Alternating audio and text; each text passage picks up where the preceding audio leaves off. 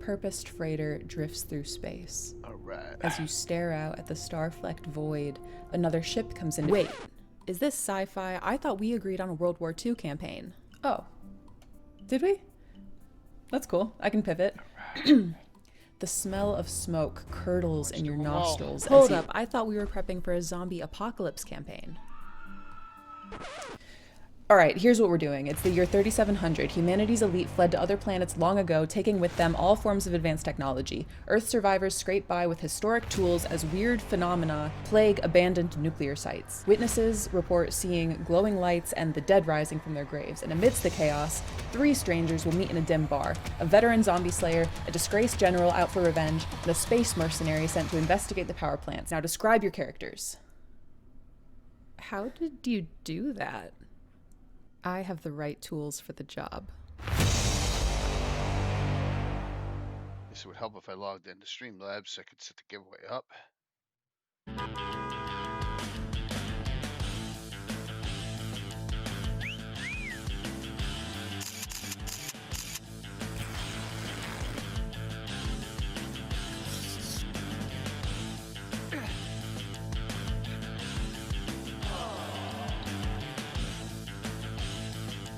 We're getting somewhere.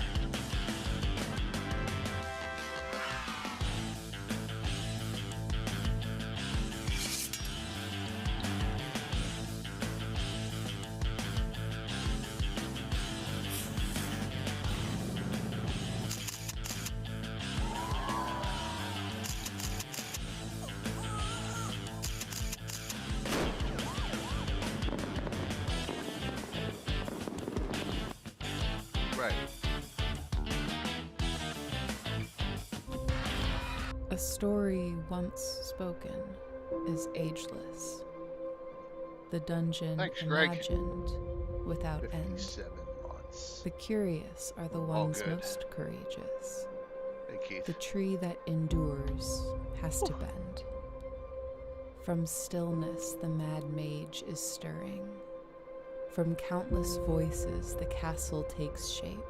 Zagig will test the enduring. Those unlucky will never escape. Hello. Sorry for being late. Not late. Okay, good. Yeah. There we go.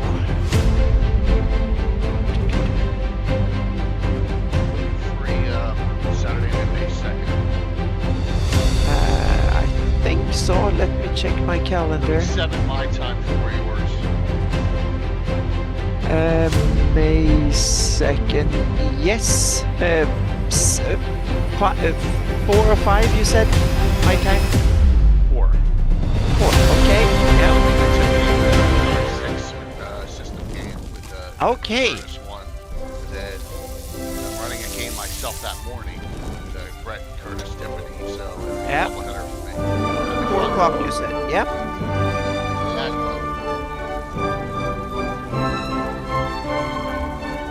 I put it in there. Yeah. Okay. Awesome. Mm-hmm. Hey, Jeremy. Oh, Need to log hit in. another button. Hey, Chuck.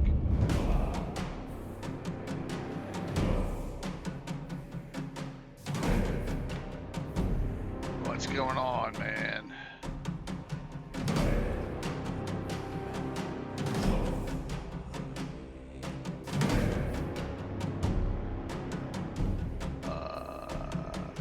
You spelled drawing wrong, man, Chuck.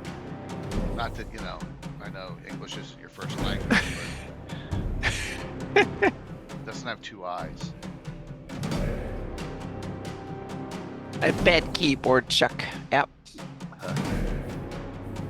You can get Can a always classic blame DVD, me, I have get a some bad classic keyboard. DVD reprints. I got no problem with you winning those. Go for it. Hey, Jeb. No problem. I got tonight. You're getting buffering? We're not buffered here, man. POV, I had 30 minutes got no before my buffering campaign here. group showed up, and I I got was no totally drop frames. unprepared.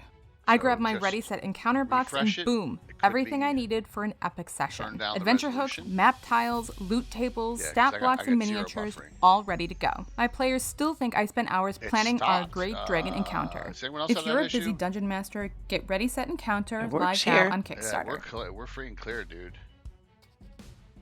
POV, I had 30 minutes before my campaign group showed up, and I was totally unprepared. I grabbed my ready, set, encounter box, and boom, everything I needed for an epic session. Adventure hooks, map tiles, loot tables, stat blocks, and miniatures, all ready to go. My players still think I spent hours planning our great dragon encounter. If you're a busy buffering dungeon stopped. master, Oh, okay, get good, ready, good, set, good. encounter live now on Kickstarter. I got U1, U2, S1, N1. There's some options. I got the Dancing Kind of Baba Yaga. I got some cool stuff for the give away Black Oak Dice tomorrow. Oh, that was something good. Set.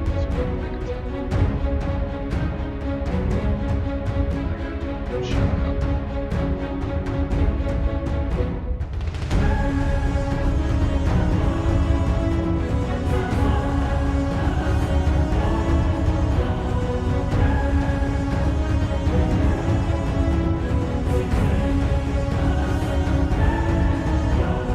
Mike.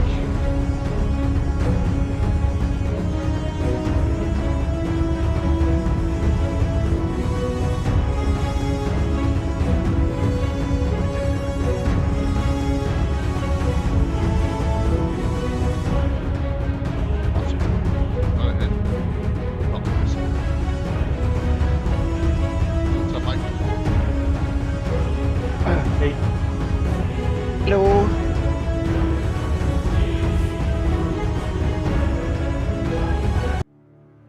Oh, fuck. Whoop! I'm sorry, I'm using bad language here. I'm trying to dig into my shelf and everything just fell out. I'm sorry. Yeah. And it just said the F word. Yep. Point. Yep. I should Yeah, I swear. know, Chuck, that's I should nuts. swear in Swedish when I'm doing stuff like this. That would be less of a problem. Chuck, stay on because I got a big announcement. Kind of involved. Then we have the Landhorn of Villa. And he wasn't even in this pile. Where the heck? There we go. Coffee. Oh, thank God I got my Greyhawk Adventures book up here. Woohoo! I was just going to say that's the one I'm looking for, and it is in my Greyhawk pile, but that's the one that get screwed up because that's the one I'm using all the time. So let's see. I put that up I there. have some new information too about it that I got from an unlikely source. There we go. So I thought I'd have the physical one as well as the PDF one. There we go. Definitely need the PDF one up. I should bring that up Yeah. now. Plus, I have something funny too. I'm gonna put the funny one up now.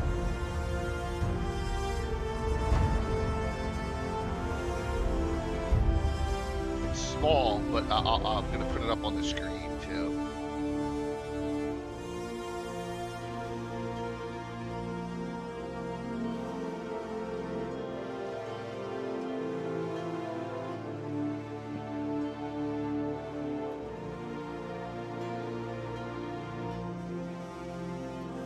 How is it? Look at this, we're early. All right.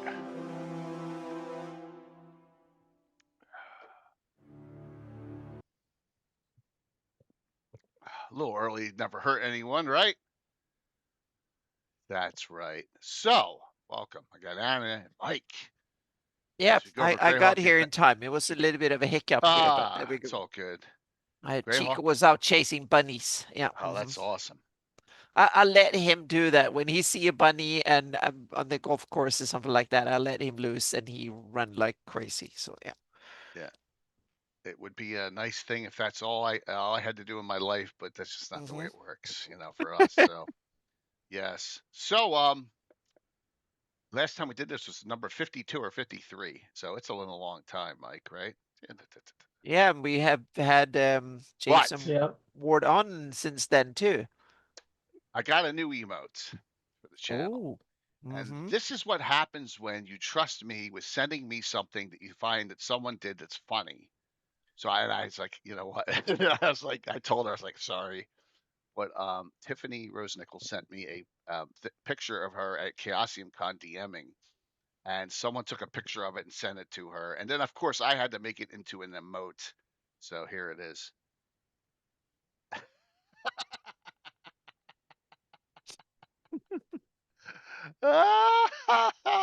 Yes. So I call it, I think I call it TRN DM Rage. Yeah, you like that? So, yeah, so it's in there, everyone. There it is. Boom, boom, boom, boom, boom, boom. There. So see her hop on, just start using it.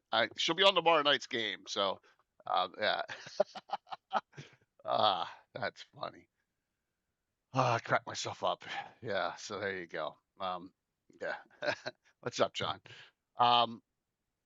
Yeah, there. Look, and Savage just made it bigger. Perfect. So next week, I have 6 streams. Okay. Starting with Tuesday night, we're gonna have a special Gavin with Chuck, Steven Chenault, and Luke Gygax as the Castle Zagig ends. Luke couldn't do it on a Wednesday, so I got nothing going on Tuesday. So Well, that is good. We have a special one for them. It'll be from 6:30 to 8. May run later than that, but 6:30 to 8 Eastern. Okay. I'll make sure we banner that up and put that out in an ad for you. So I have Tuesday, Wednesday, game Thursday, which will be a 2-parter from tomorrow night. Game Saturday morning, I'll be DMing, and then the Saturday night game where Tiffany DMs or D6 system for me, Anna, Ed Greenwood, Brett, and Curtis, as that was Curtis's choice for his donator gift for the St. Jude fundraiser, which he eked out Josh Pop by $25, so he jumped in ahead of him to get that. So we'll have 2 streams on Saturday next week and Sunday. So we got a packed week, and then we got tomorrow, Saturday morning, and Sunday evening with special guests. So we're good. We got a lot going on. Now you just screwed up my calendar even more here. Yes. No, I need to. Ton of stuff going on. All right. Yep. So this will be an easy one tonight. Now, some people don't like this book. All 6 are on my channel. Yeah, next week. Yeah, all 6. Yeah. What? 6 streams on my channel next week. 4 this week, 6 next week. Yeah. Rock and roll. Cranking it up. This is an easy one. A lot of people are not like this book. You love it or hate it. And people who hate it are like, well, it got rushed, because it did. And it's a lot of things in it. Well, that's yeah, true. but I question how much was actually. My guess is that some of this was things that have been laying in the cupboards at people and stuff. So I don't think they wrote it from scratch within that quickly. I think it was stuff that was supposed to go into Dragon articles, was things that, and it might not that TSR had it. It might be that the authors had it or someone had it and they assembled it together. That's my guess. Yeah, it was not all written. This was 5 to 6 years ago. Last time we just woke up. So yes, it's true. So, but I got some new background information on this. Oh, cool. So now you can. And you missed it, Anna, Sunday night. So after our stream Sunday night with Ed. Oh, got you. Yeah, because I had to. I had to. Ed and I had some things to talk about. Yes, Michael, I'm going to be relying on you and stuff for updates. After Anna left, Ed and I started talking about some stuff, planning all the things we got going on, including and hopefully I'll get on the Twitch front page for submission. If I do for that, Ed'll be on that too. We'll talk about that later. And we were talking about what was going on during this time frame of 88, right? Ace is from 88, I believe. And then Free Shaper Golf Box Set's 89. And so, and Ed was talking about how he never was an official employee, ever. So I couldn't fire him. But the good thing he said was Jim Ward would ask him advice all the time, because he could openly, freely say whatever the hell he wanted, because what are they going to do to him? He's not a TSR employee, right? Or he never was. So Jim Ward said to him, you know, I love a lot of the stuff you're doing with Forgotten Realms and the depth on it and the stories. And they just asked me to put out this new book, and I have 3 months, 90 days to get it out. And I really want to copy what you did. And then Ed said back, this is Ed telling me the story on Sunday night. Ed said back to him, Jim, there's no way you can do it in 3 months. This is what you should do instead. You should take stuff, all the absolute Greyhawk flavor stuff you have, and put it in that book, right? Spells, items, deities, monsters, NPCs, and that's what you should make it over a lot of the other large discussion theoretical things and all the other things you want to do on it, because you can't do that in 90 days. And Jim said, that's a great idea. So I'm not saying Ed's taking credit for the style of the book, but in the 90 days they had to put this out. It was a story I'd never heard of before. Yeah. Which was cool. Yeah, they took stuff. Yeah. Yeah, and Anna missed it because she had to log off. So I'm sorry, Anna. See? But, yeah. No, that's good. Now I got to But it was so. I've never owned Forgotten Realms Adventures. Is it follow a template? Are they similar? Well, I guess with what Ed was putting out at the time, because remember, there was a lot of Forgotten Realms after the original box set. Tons of stuff were coming out Forgotten Realms, right? Within depth areas, I don't know what year the North came out. That was a really good one too, right? There's a ton of great box sets. Just I think Jim was saying he really wanted to copy the style that Forgotten Realms had. They were awfully popular. If you try and find one of those box sets now, I mean, you're going to spend $200 on it, right? Because they're just so popular. And that Ed said, well, in the 90 days you have, if I was you, I'd concentrate on this instead. And that's it. This is basically it's a hodgepodge, right? This book's a hodgepodge of stuff all over the place. That is but that's what I was looking for. When this book came out, I was ecstatic. I don't know about the rest of you. I know, like, Andrew Scott Perry doesn't like it because it is a hodgepodge, but understands. Yeah, I must admit that I had much higher expectations when they announced the hardcover. When I saw in the TSR catalog, I think I saw that first, and then it was by kind of advertisements in Dragon magazine, and I thought, wow, this is going to be. I thought it was going to be like a in-depth look like the setting book from 83 setting book, and the deeper and stuff like that. And no, I had probably the expectation like Carl Sargent's Marklands, so I used the evil. No, or like Living Greyhawk Gazetteer. Exactly. That was the kind of treatment I was expecting. So I was like, I'm going through it, and it was, but this is not really what I want. No, I was disappointed, but then I got back to it later and read the spells and stuff like that. But the title, I think, was misleading, because Greyhawk Adventures, I expect like a lore book, like story and fluff, not so much crunchy bits. And it's kind of a semi thing. And Greyhawk Anecdotes or something like that would have been a good name for it. Right. But like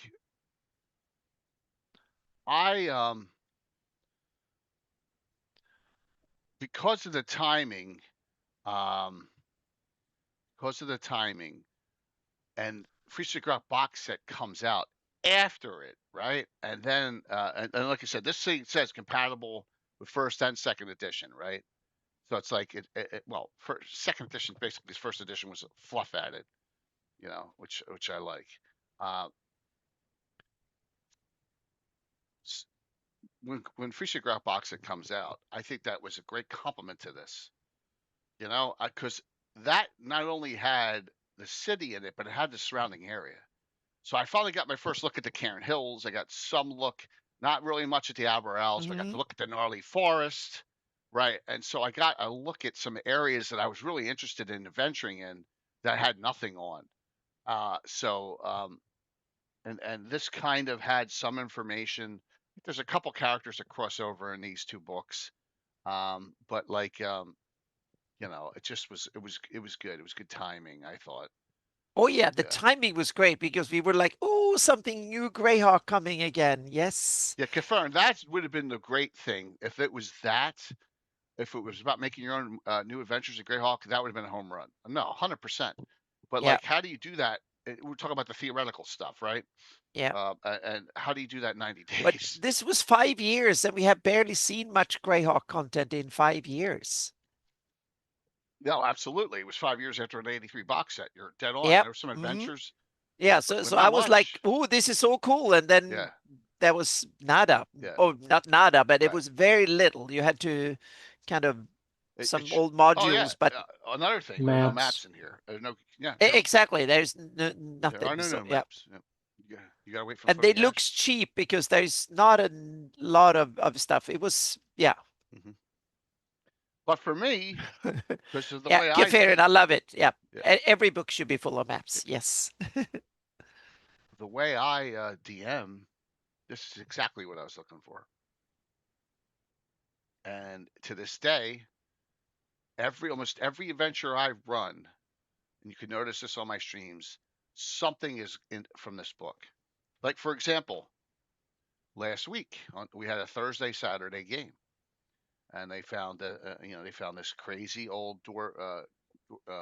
revenant spirit or whatever it was of a dwarf king, and the Keelanders and he had slaughtered all. I'd said that there were still remnants of Flan in the area a long time ago. He slaughtered all the Flan, and when they finally defeated him, they had to figure out a way to keep him at rest permanently. So, but he had buried with him an item in this book.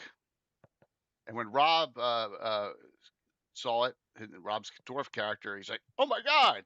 Right? So it served its purpose. We'll discuss that if you didn't see it coming up. But just like I love all the named items. I love all the spells in here. Started my started the Greyhawk Mage class.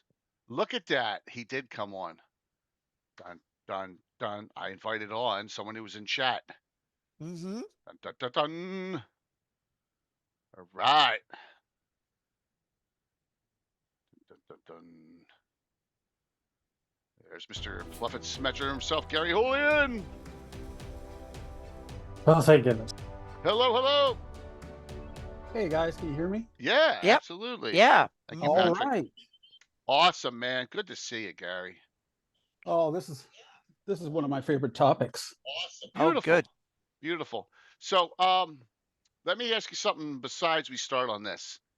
How stoked are you about Saint Benedor and being in the Melf book? Oh, I think very stoked. I mean, it's always nice to have your material included in something. It's a great honor. Yeah, and so we got and I got the oath-based. I changed it from Undead Hunter to Undead Slayer because it was confusing people. They thought it was a ranger, and I'm like, no. Oh, so okay. I changed it to Undead Slayer, and now we do have an Undead Hunter. Ranger one as well, but now we have so it's the Undead Slayer. No, that works. That works really well. So you're gonna put your prestige class in there, or your subclass of 5th edition oath-based paladin of Saint Benedor. Okay, so you're customizing for 5th edition. Yeah, cool. The Undead Hunter class, itself becomes an Undead Slayer. Yes. Yep. And it's pretty cool, man. So and we got all that going, and we got a lot of fun things up, and I'm trying to think of what else, but we need to bring in this book stuff that is like barely mentioned or it's out there in the ether, and introduce that to no one. I mean, all love Igwilv and Ayuz and Vecna, but we've had enough. Exactly. Like, for example, we need to see some other villains. And for heroes. example, some of the rare things, like Les is working a lot with some writing ups on the Knights of the Chalice, which are rarely mentioned, right? They've only mentioned that one book. Really? So we got some cool stuff coming, man. It's exciting. Super, super exciting. And I'm allowed to talk like this because Andrew Scott Perry has given me carte blanche to be Mr. Positive as long as I don't go too far. So, so yes, but it's good to have you on. And so tell us a little bit, Gary, about what your feelings and thoughts on this book. Well, here's an anecdote. Asked people in the pages of Dragon to submit ideas for this book. So this book was actually one of the few where we knew it was coming, but we got a chance to course correct or participate in the construction of it. And one of our very Dennis Tetrobe basically had some ideas accepted. Good old Malden. It'd be cool if we could. I don't know exactly what he suggested, but him and find out. But he wrote letter in, and it was accepted. Wow. Well, a lot of these ideas, a lot of the potpourri hodgepodge nature of the book is because a lot of fans were suggesting what should be in it. That's good to know. I did not know that Dennis got something in. And exactly. I've heard, I think he may Dennis have a credit, mentioned something, but I forgot what it was. But he talked about it once in some. But I didn't realize there was that much fan interaction. No, yeah, it was one of the few products where they actually asked for advice from the fan. Yeah. And I think for the most part they did a pretty good job. Now they were, of course, hitting so many topics all at once. It would have been nice for this to be double the size, but they covered a lot of things, a lot of crunch. Yeah, what did they do? 128. This is your standard 128 page book. Yep, 128. Yeah. So and it was Greyhawk's bridge into second edition, so it had the little zero level character description. And then I think we were the first to get specialty priests. Oh yeah. Yeah, and if I remember when we talked to James, he mentioned that they cut down on the crunch simply because they knew a new edition was going to come out, so they had to kind of they have to have it there without having too much of it, so to speak. Well, and unlike the LGG, we had none. So we were like, it seems to be Greyhawk's fate or the habit. Yeah. Greyhawk comes out late, so or whatever in the edition. We'll see if that is a trend that carries in the future. If you look at all the NPCs, they're very vanilla. Yeah. Yeah, the descriptions, not stat blocks, or it's crunch light, so to speak. Yeah. Yeah, when you see a stat block that is, and let me just, I can bounce back and forth a lot on this here just by going, and you go to the characters in here.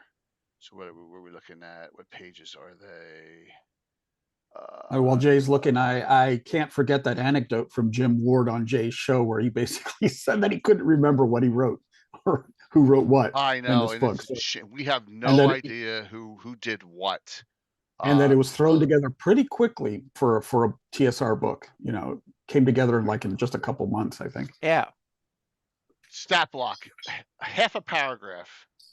That's it. That is it for all these. There you go. Derrida fashion, half a paragraph. That's good. That's all I need. That's all I need. To get things moving along. So, yeah. Yeah, and it looks like there was a little bit of synergy with the City of Greyhawk box set. So. Yeah, they exactly. were already thinking of each other. A little bit from this section here, mostly. And I'm not sure if Sergeant was. Yeah, this is when I read it a bit. It's grown on me more and more over time because I realize now how precious it is, because it's one thing that came out of TSR when Greyhawk was still reasonably fresh, so to speak. Yeah. So what are each of your favorite chapters of this book? Like which chapter do you? Mike, what about you? I've gotten the most use out of the monsters. You like the monsters? Yeah, I love Sword Wraiths in there and the drowned ones. The undead drowned ones. The drowned ones, yeah, those are amazing. Yeah, there's some other good ones too. For me, I love the entire book. But if you're gonna make me answer that, answer that question, It's a 50-50 between the spells and the magic items. There are some great spells in there that are hardly ever used. Well, I love the mysterious places. For me, yeah, that's too. where the lore dump was in this book. You know, you got these many paragraph entries on all these mysterious places. And Eric and I kind of copied that format by doing some more mysterious places later in the LGG and the Living Greyhawk Journal. So it's very inspirational. They're great adventure hooks. Yeah, I agree with you, Gary. I think it's those plot arcs and kind of mysterious places, and also the heroes, the NPCs that are talked the NPCs, about. Yeah. Oh yeah, because these are the things that gives me lore. Meaning spells, and I'm less interested in mechanics and more interested in the lore and stuff. That's why I want a Greyhawk book. Yeah, I love also the chapter with the customized magic items for Greyhawk. That one. Yeah, The others are not bad from a Greyhawk standpoint, but if I have to pick favorites, it's the lore stuff. Yeah, but that's always my go-to. So if I were the editor of this book, I probably would have got rid of the avatars. I don't think they were as necessary as the priests, and just sort of added more gods to it. But other than that, I think they did a pretty good job. Yeah, the gods are, I think, once again, Tritharian's missing, if I recall. He just doesn't have a champion in TSR/WotC. No, he's not in here. But he's such a great god for adventurers. I mean, he's really a great god for adventurers. The one I was glad they added was Ula. I'm glad that Ula was in here because that's like an obscure god, but it's a great god if for gnomes, halflings, dwarves. If you're not using those other Roger Moore gods, you know, so which a lot of people are like, well, are they? Yeah, it's a great picture. Isn't it? That's a big that's a good future topic maybe, because that is a big schism in the Greyhawk fandom, whether you use Roger's gods or just Greyhawk gods. Yeah, it is for your demi-humans. Great topic discussion in the future. So yeah, so Mike, you were a monster, right? You were a monster on that. That's what you liked. Okay. The thing I don't use, but that Anna does, is this Appendix 1, the 0 level characters. Yes, I don't use those rules, but they gave me an inspiration because I wanted to. Yeah, so I kind of started. I took very much inspiration from it. Realized that that's where you should start. Anna leaves her PCs at 0 level for a couple of years before. Yeah. It's like 30 to 50 sessions is recommended. Gosh. Yeah. No, it actually was 8 before you give them a first. Yeah. Sorry. It was 8, wasn't it? The last group you did 8 sessions. Yeah, something like that. It was there was 5 to 8 sessions. There was 4 or 5 sessions or something like that at least. Yeah, but we had a lot of fun, and it was a lot of getting to know the neighborhood, and those we were inside the village walls, just trying to survive and find the hapless little dagger and whatever. So yeah. It is fun. It is fun in the beginning when you're counting every copper and, you know, trying to buy all those items that you need to adventure with. Especially if you have a really bad roll for treasure at the beginning, for money at the beginning. Mm-hmm. One beat up peasant in Anna's games. Yeah, that's funny. Oh yeah. Yep. That's funny. Savage is gonna find out. Savage is in both my games at CNY. So up there in New York, because he lives nearby. So that'd be awesome. You know, in June. So are you going to another con? Yeah, I'm VIP at CNY Con. Yep. Which is a very small one, Central New York. Joe Block will be there. Jason Vey will be there. Mike Saxton will be there. Got a good crowd. Yeah. Yeah, there'll be a good crowd there. So yeah, it'll be good. You should try to coax Sam Wise. He's not too far away. Well, that's the Bronx, New York, to Central New York is still 3-4 hours, isn't it? Oh, okay. Yeah, it's still a haul. So he's got. Yeah. This is past Sleepy Hollow. Yeah. Oh, it's way past. Yeah, a little bit past Sleepy Hollow. That's funny. So yeah, I always like take a quick look and say what there he is. There's Sam. Anyone's astute enough? Who was watching Saturday? What spell did the NPC Erin Winchester cast twice. It's in this book. It's a Tensor spell. It's a what? Tensor spell? Nope. I'll give you a hint. The target was undead. Okay. Wow. This spell. So this is why I love this book so much. There are Drawmage, Morning Canaan. We're going to say it the right way according to Len Kafka. Nystel. Second level, Nystel's Blazing Beam. Right here. The spell The spell draws a parcel of energy from the positive material plane in the caster's hand. Yeah. Now it blinds living creatures. And then the last line, an undead creature struck by the beam is not entitled to a save. It is not dazed or blinded, but suffers 4d6 points of damage. No save. Yes. Nice. Yes. And Malik Nystel says Nystel, so we have it well. From we have double sources. Page, so absolutely. Yep. Mm-hmm. Yeah. Jay killed you at Gary Con. I tried to talk him out of it. No, I did set a record for the most dead character, and you did. -29 in Tower of Gygax. I felt bad, but then I didn't because it was Tower of Gygax. So, and you were trying to save Fritz Winchester, which is a noble cause. So yes, you did die. -29. Has anybody created a table to determine how badly beat up a body is in negatives? Well, that's a good point, Gary. That's another topic for down the road, which is even funnier. Curtis said.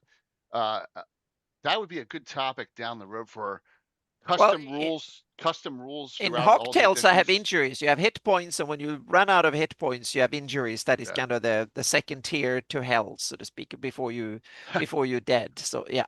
So you get injuries up where me, I have critical. Yeah, that's the hit points is kind of until you start and really getting injured. That's like that's the mechanics version of breaking bones, cutting off limbs, and permanent damage. Yeah, exactly. That's the so hit points is like bruising it up and doing all the stuff that you can heal overnight, basically. Somewhere beyond -20 to -30, Jeff, we said you could not raise dead the body. It was too mangled. You had to get a resurrection.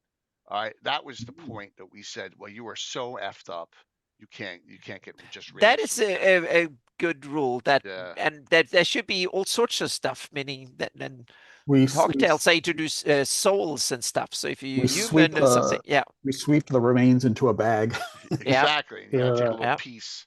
And then you gotta get because resurrection, you have a long time on it. It's like, and if you turn into undead, then you're screwed. Yeah. Well, to a large, then it becomes really, really difficult to get you back. Yeah, usually impossible. But good topic for another time. Hey, Mandy. Yes. Yep. Mm-hmm. Mandy will be playing in the Saturday game this week, which I did not put in the shout outs yet. So sorry about that, but it is scrolling through. I don't know what it was in Savage. I don't know if they had a rule on it, but in 22 they had no several. Yeah, they had rules for massive damage, deaths, and all sorts of stuff like that. Yeah. No one wants to get reincarnated, Lord Kalan, because you never come back as anything cool. You never. I mean, it may be cool, but you get reincarnated as a giant badger, or something on that table. And you're like, oh. So then you're someone's pet for that point on. Animal companion. So where do we start here? Let's go to the beginning here. We got an Easley cover, right?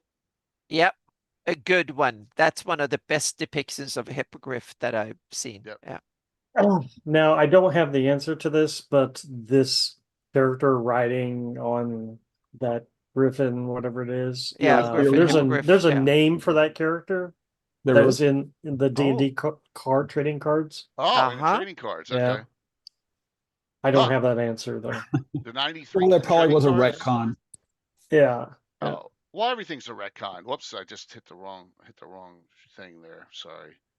But those spell cards, they were really retconning a lot for them. Yeah. Well, I wouldn't call it a retcon so much as they just were taking stock art and they were giving him stats that they had. Yeah. And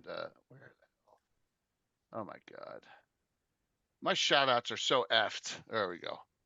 So maybe Demigod Heroic Champion. You gotta remember they retconned Warduke back, right? Is this one of the riders from maybe Hardby? I'm thinking. I was always thinking the Storm, the Mountaineer Militia. I was just going to say that's a tough neighborhood when you have winged beasts like that. Hardby is a tough place. Yeah. Hardby and all throughout the Aberrals, there's bases of the Mountaineer Militia is through Storm Keep is an area where that's all Greyhawk troops. Yeah.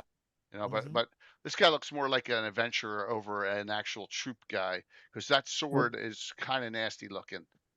Looks like a Boris Vallejo or yeah, he's too naked. Fritz.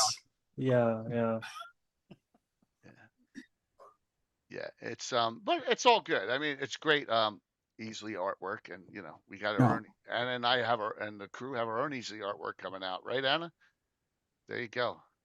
Back there on the hill or tower, it looks like it might be Venger with his wings fully extended. Yeah, it could be something. It's an interesting cover. Detail done. Lucky, I mean, really detail on the claws and all. It's really nice. I always found the star with the info there as an unusual feature. You didn't see that very much in their products. Well, I think they did that because they wanted everyone to be comfortable no matter what edition you were playing to buy it. Yeah, that was probably the marketing department or someone afterwards like, oh, we need to clarify or upper management to put that on there. So is this the first appearance of the Greyhawk Adventures logo in this style? No. Yes. This? Yes. No. You don't think so, Anna? Yes. Well, which came out first, this or City of Greyhawk box set? This. City of Greyhawk's next year, 1989. What about Saga of Old City? The novels. The novels. Novel must have been out earlier because that was. Had this? Yes, the first two had them. Oh, they do. Look at that. They do. They do. Oh yeah, they do. Oh, look at that. Yep. Yep. That's a good catch. Yeah, that's a real good. Oh yeah, because I knew when this came out, I knew I've seen the logo plenty before. So yeah. Wow, good catch. Meaning this is the last. Meaning From the Ashes had it. So that one must have been earlier too. No, From the Ashes is after. So sorry, yeah. Book is named after a. Yeah, that's a year after tagline. Yeah, something like that. What's that? The book's named after.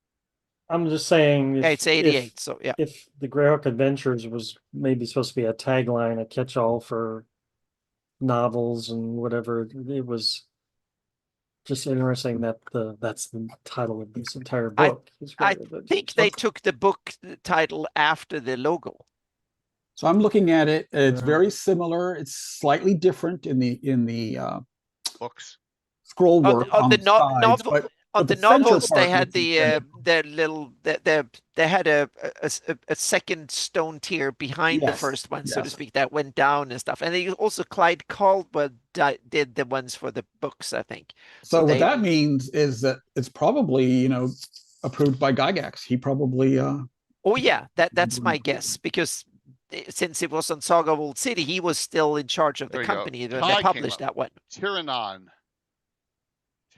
is the guy's name. Okay, awesome. Hi, if you can find the card, can you see who or where he's located in Greyhawk? Yeah, any background on if you have the card. And is it the 93 set or the 90? Is it 92, 93, or 94? Right?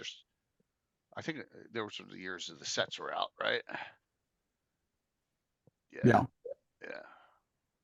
Because I never got any of those cards, those sets, and maybe that's when my next. It was the first set. Okay. It was probably 92. But cool. Why not? I mean, why not take a picture and add it in?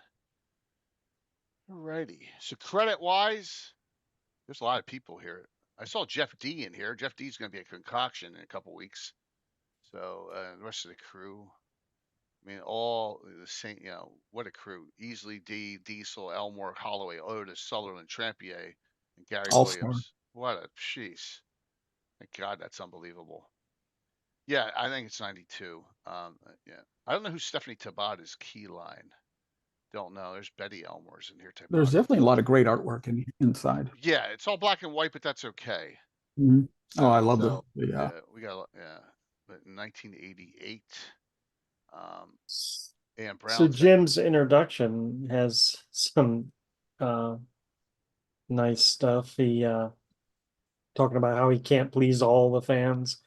And the start of this topic definitely proves damage reduction in the introduction. Yeah. Mm-hmm. Yeah. They were already prepared for the toxic fandoms. they knew. Yeah. Well, at this point, they would have already have gauged the reaction to WG7 and know they were kind of making up for that. Oh my God! That came out before this. Yes. Oh my God. Yeah, that would. There's a part on here that says, and now the text is so small that my old eyes can't read it. But it says something to the effect of, "Why didn't you put in a section on government?" You know, it's like there's only so many topics I guess they could cover. Right. And 90. See, he's not going to go, "Oh, they gave me 90 days." He can't put that in there, right? So that's it. You get some really good stuff on government, especially how a city works in Free Cigarette box set. It's really good on fines and the levels, different levels of bureaucracy of the government. So, like I said, it was a 1-2 punch, in my opinion, one after another. Yeah, and even though I know the map is wanting in the Free Cigarette box set. I love the art style map, which is so cool, and I love everything that they did inside all those books. I mean, it's very likely he was aware that the City of Greyhawk box set was also coming down the line. Yeah. Hey, what's up, Joe? To that end, Gary, the table of contents had me wondering about something. So the magical spells section, we have our 8 famous wizards, right? Yep. Whose names appear in the player handbook. I wonder if at the time Jim knew that they were going to be combined to make the Circle of 8. Not that. I think he had to have known, but I still question. I wonder who's the prime, creator of that group, because it's not Gygax. We know this is not Gygax. I think it's Sargent. You think it's Carl Sargent? That's very likely. I think it's Sargent. He might have been involved already. Ask Rick Rose. We'll ask Malden if he can't get Rick Rose on, maybe to ask him who created the Circle of 8. And my guess is he's going to say Sargent. Because once again, because we're getting into Sargent era time-wise. We're so close to it. So because we know the one big ringer is in there is Rary. Rary is not part of Gygax's circle, and a couple of these other guys are suspicious too. So and then they go and add Jalarzi in the box set. Box set, yeah. Clearly, it wasn't in anything prior to that. Yeah. It's a good point. So, you got from this list, you got 1 or 2 of these with spells throughout the player's handbook, the Arcana, right? And then you get another 5 to 8 of these, right, through the spell list. Enough that you can do something with it, and that was for me was gold. Let me see if I have that. What I also really loved about it is that whoever was designing these really captured the sense in which each wizard kind of had his own special. Yeah. Obviously Bigby and the hand spells, but the other guys, light and darkness kind of focus, and that's definitely a Greyhawk thing. Like if you want to say, what's special about Greyhawk, I'll say themed spells is one of them. Yes. Yeah. It's the home of most of the named spells. Yeah. Yep. Heraldry and themed spells are some of the Well, I'll say this, knowing, because I pilfer a lot from Ed, there are a lot of spells that are named, but they're not in the base core rules. So if you go to the Seven Sisters book, Oh yes, there's a Forgotten ton of Realms added a lateral ton. spells. There's the symbol. There's a lot of spells from some of them, but like Realms nothing. added a ton. Yeah. All his stuff's in Dragon Magazine. Yeah, there's nothing like this. So hey, what's up, Norker? All right, so let's go through some. I would love a setting where the same by multiple different wizards and have slightly different appearance, so that wizards could almost identify you're coming out of. Are you trained in Astra? Are you trained in the city of Greyhawk? Well, that's how your spell appears. That's a great thing to expand on. So I'll say this. My Greyhawk, it'd be kind of fun. The Greyhawk Mage is expanded on that, where normally they have to go back to Greyhawk City to train because their tutors are all there or somewhere out in the world. Now there are those that do it on behalf. For example, Luke has Jawal, the Dark Elf librarian, doing because he's dead. So, but I could see that for adding flavor into your campaign. Absolutely. I mean, a DM could play with different material components. Also could play with a Seeker's spellcaster, a Silent One spellcaster, stuff like that too. Customize where they have a certain specialty spells. I could see that. That would be great. That'd be a good thing to expand on by group, by secret society or something like that. I'd love to see that. So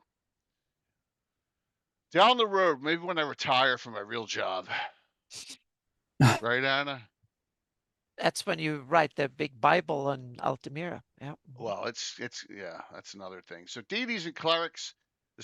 So this is an important book because From the Ashes is not out yet. So if you want to know what spheres that they have for creating specialty priests, you have to go here.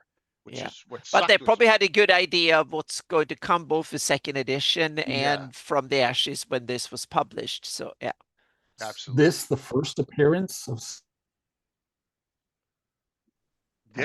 specialty priests. Yeah, well, I think so. The capability of how to have, because they all have their own spell, right? Each of them has a spell, right? One, that's it. So that's all you get. Unfortunately, I'd love to have more. I would love to have a lot more of spells, but we don't have them. So I'm still looking for that list, and it's driving me crazy because I got them in tidbits and pieces when I cut them apart, but I don't know where the original list is. It's gonna drive me crazy. Yeah, so you have here discordant opposition. Only a priest of Bacchum's gonna get this 6th level. You're not gonna see that many people casting this spell, unfortunately. Celestian.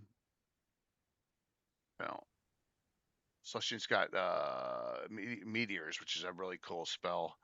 But once again, you got your, this minor and major sphere thing. A lot of people didn't understand it at the time. So it was just in this point here where we're getting, you know what? If I look up Nystal, maybe I can find it instead. Reign of Colorless Fire vibes down there. I like that picture. That's a rehash of there's 2 pictures of this. There's another picture of it before. Where's that one? Is that one in this book? It may be in this book too. There's one that shows a before and after. So it's cool, definitely. So like here, I'll just show you. They're all over and it's all snipped. So here's the Nystal list of all the spells that I have found from Nystal that are done and what level they are and where they're from. So GR2's Greyhawk Adventures. So you got Nystal's Magic Aura, right? And then look, all the rest of them are from Greyhawk Adventures. See? That guy on the cover is a 16th level paladin. 16th. Wow. That's a big deal. I mean, like, this guy should be enshrined in Greyhawk lore. Tyrannon. But all he has is a card. Instead. There you go. That looks like a St. Cuthbert dude right there, right? Whose artwork is that? That looks like Ken Frank. That's Ken is Frank? my guess. I thought it was my guess. Oh, maybe. No, that's easily. It's easily, yeah, because Ken Frank is. Oh, maybe it's easily. Yeah. Hang on a second. We can see in the list in the beginning here. Yeah, well, they're both in there. All the main names. I don't think Ken Frank's in there. Yeah, I don't see. Yeah, this is before him. Oh, okay. That's true. He came in the. Yeah, he came later. Yeah, let's see here. Easily 100%. Norker says. There you go. Okay. Yep. Let's see here. Interior RTF easily. Yeah. Trampier is listed. Yep. Mm-hmm. Yeah. Yep. So Jeff Easley. Yeah. Yep. St. Cuthbert. But that did look like it. That did look like a Trampier. That one. Yeah. That looked more like an Easley. Yeah. Yeah. Maybe they wanted to have a special style, so they all told them to do it in a certain way or something. That might be a possibility. Interiors, black and white covers. Yeah. So for example, when you start looking at this and you start going, okay, well, here's the series. Animal combat, elemental minor, creation minor, weather, sun, plant healing. Manageable. When you go to a Forgotten Realms book, demi-human deities, it doesn't matter, or the face and avatars, any of them, the list is 50% bigger, and it's a nightmare. And too many spells for the priests. In this is a nice healthy list that you can create off of those spheres. Stalk's a cool spell. It's a tracker spell. Far Lane, right? And then you see, they have ads too. If you see here, add, stalk, add. Look at all these spells that are added, depending on whatever deity it is. So Footsore, Encabulous. Even got some baddies in here. Stalk is a cool spell, Curtis. Yep, you know that. Plague, Istis. I don't know anyone who worships Istis. It's a player character, not a single character. It's just two. Who wants to, the Lady of Our Fate? Maybe that. Yeah, you want to have like a foreign, Bacloonish character, maybe a monk. Yeah, I think it's because that Fate of Istis adventure wasn't good. So it's like I don't want to be that. No, I'm just kidding. I used Nurse Spittle. Was always a cool spell that reappears in Return of the Eight. Roger Moore puts it in there. Nerol, which is awesome that Nerol's in here. Foltus, before Foltus is going really crazy. It's his alignment is still lawful good here, right? So not as it should be. Yeah. How do demigods grant spells? So here's the rule. Okay.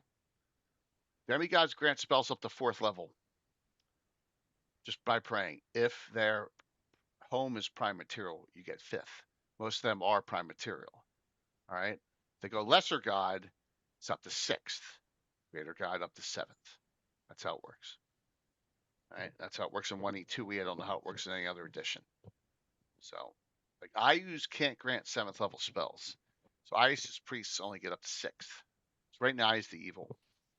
I know it's harsh, but I like it. I like it, and I like demi-human level limits. I agree on one. I like to have a demi-human centric game a little bit more, so I got rid of the level limits, but I love to have caps. So, for example, here, let's just do this. Let's go to your favorite one there. Oh my God, my brain just shut off. The Sword Lord, Kellenan. Right, go to Kellenan. And here it is. 5th level. That's it. Up to 5th. No 6th, no 7ths. Look, here's all the different references. And that's the especially priest list created off that. So it's a choice you make by absolutely which god you want to worship. It's a good flavor choice because some of them have interesting sidebars that they put in, like, and this is later. Mayheen doesn't appear in here, right? But Mayheen allows ward spells of 6th level to be placed in the 5th level list. right? So there you go. So they get these 6th level spells put early at 9th level, a lot earlier than others do, added into their 5th level list by the deity's description, even though it's a demigod. So spell inflation. That's it. It's some good quirks. Good quirks. And once again, we don't know who created Mayheen either. We're assuming Sergeant as well. That one, I'm pretty sure it's Sergeant. Yeah, feels it. The name, but Mayheen is a huge. Eric wanted to love Mayheen so much that the symbol is almost identical to Iomade or whatever in Pathfinder. Imported. Okay, yeah. Lawsuit. I feel very dismayed that I don't think I've ever used this God section. Like none of my players did clerics, and you didn't steal the spells or some of the flavor text. Yeah, none of these spells really, remind me of anything. Like I don't think I ever used this. I mean, it's a really short list compared to the full list of Greyhawk gods. So very short. I've used a little bit for inspiration in adventure stuff for NPC clerics and stuff like that. So it's now as a Greyhawk writer and armchair historian for your comics and stuff. Yeah. Yes, I used all this stuff. Yeah. No, I was going to say my favorite part of the deity section is actually at the beginning. Second paragraph. Of the deity section? This is the Easter egg debatable part. Oh. Yeah. Terms used in this book or this one? For some unknown reason. Paragraph. Second paragraph. For some unknown reason, the city ground gets an unusual amount of attention from these deities. At least one of these beings usually has an avatar in the city. Many ballads tell one god in the city at all times. Between avatars of opposing alliance, city crowded streets. Needless to say, those streets needed considerable repair when the battle was done. So Jim Ward and Carl Sargent have different philosophies on gods and Greyhawk. Well, Jim Ward's is closer to what Gygax thought, and I tend to like that side of the debate. I don't like the the agreement between gods suggested in second edition that they wouldn't interfere, et cetera, et cetera. But why should they be attracted there? Could it be because of the god trap? They sense so much power. Of course, back in 1988 when this came out, the stuff like the D's and Demigods book is still fresh in my mind. Mm-hmm. Statistics for gods was a thing. It's in the the Greyhawk box set, and so for me to read this thing and say, "Oh, gods are walking around on Earth," that was how I always envisioned it. And so then when it turned around and it was like, "Oh, gods don't interfere," I'm like, whatever. Remember that anecdote we talked about a couple of months back in December about some of the weather phenomenon being caused by gods? Yeah. That's interesting. Yeah, which is it's a more Greco-Roman, take, Norse take on how the gods interact with the world. The city of Greyhawk was the sweetener to trap the gods. Yeah, but we don't know which avatar was there, right? Mike, we don't know which one. It's a generalized thing that Jim's writing here. He's implying that any of these gods can be in Greyhawk at any time. It could be Bokob, it could be Farlangen, it could be Wastri. Unlikely, but and they could be break out in a fight right in the middle of the processional. Just be kind of cool to see that.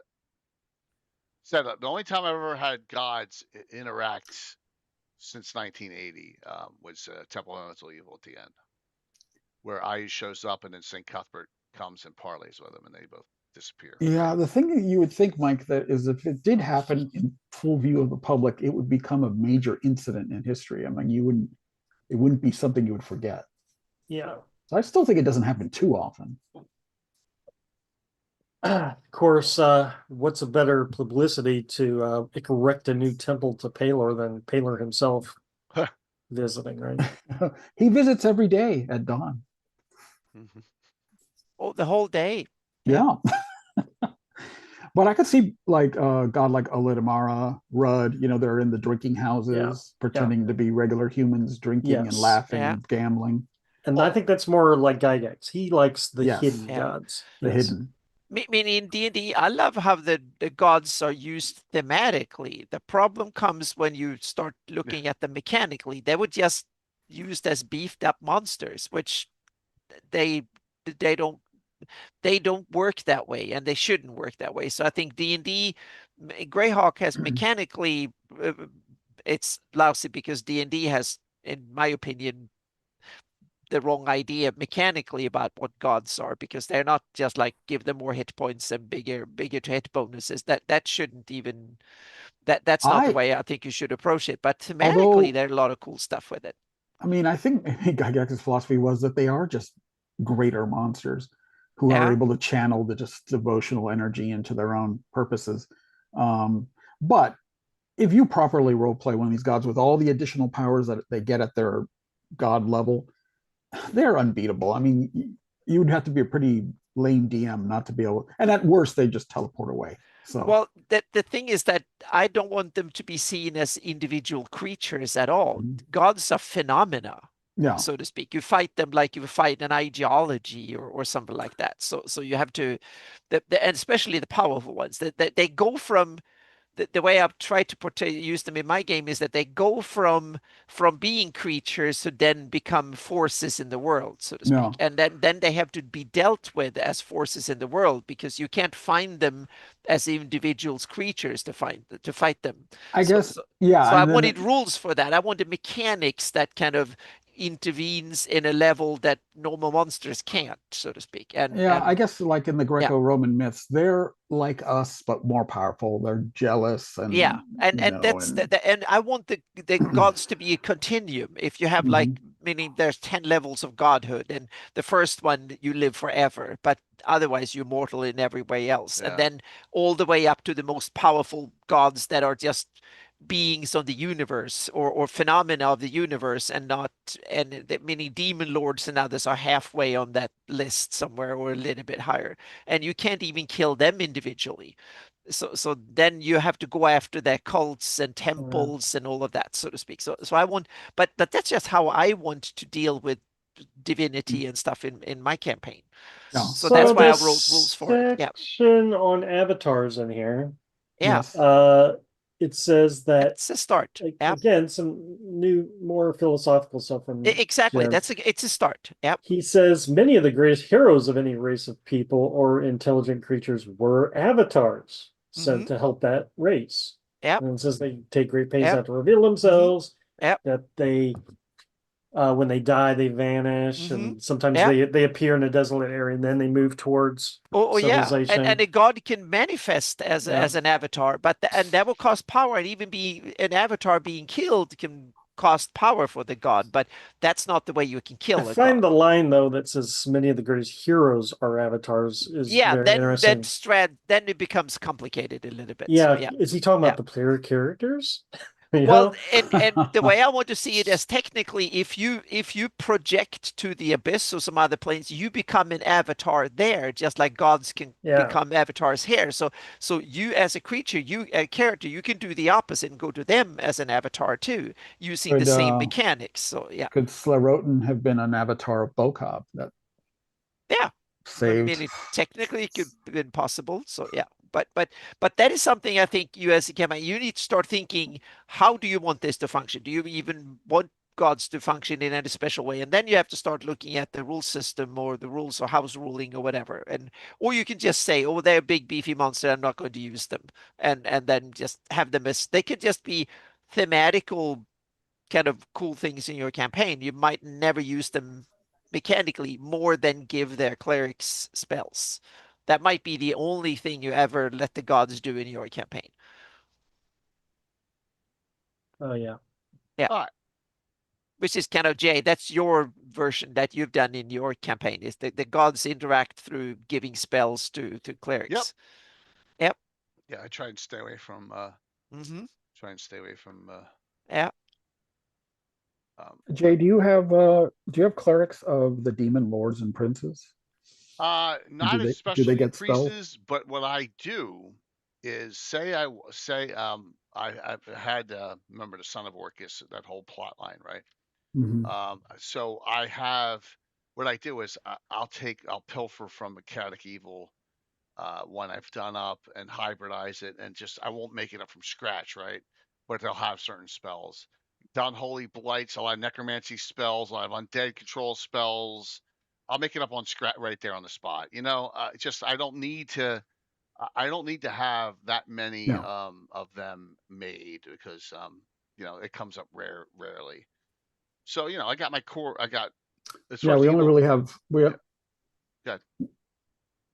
have Lolth as an example, but we don't really have priests of Demogorgon and priests of Orcus and that sort of thing. I got Nerol. I got as examples.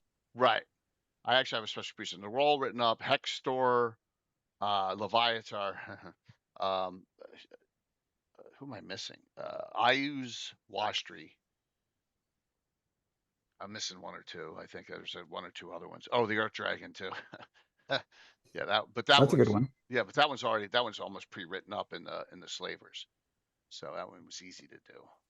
But like for the demons lords, I don't have them. So the clerics of the Frog God, yes, the Frog God, yes, that was fun.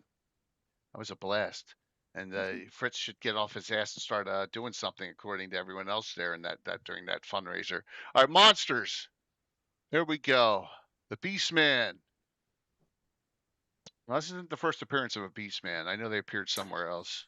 Yeah. Did they give them a more Greyhawk origin? Well, yeah, most Beastmen from this are in the Vespi. Are in the Vespi. Interesting. Yeah, Beastman. There's a whole Beastman forest section in the Vespi forest. They got a special little entry there. Yeah. Do they escape from some experiments done in the ancient past, or? I don't think they're detailed that much, but yeah. It talks here.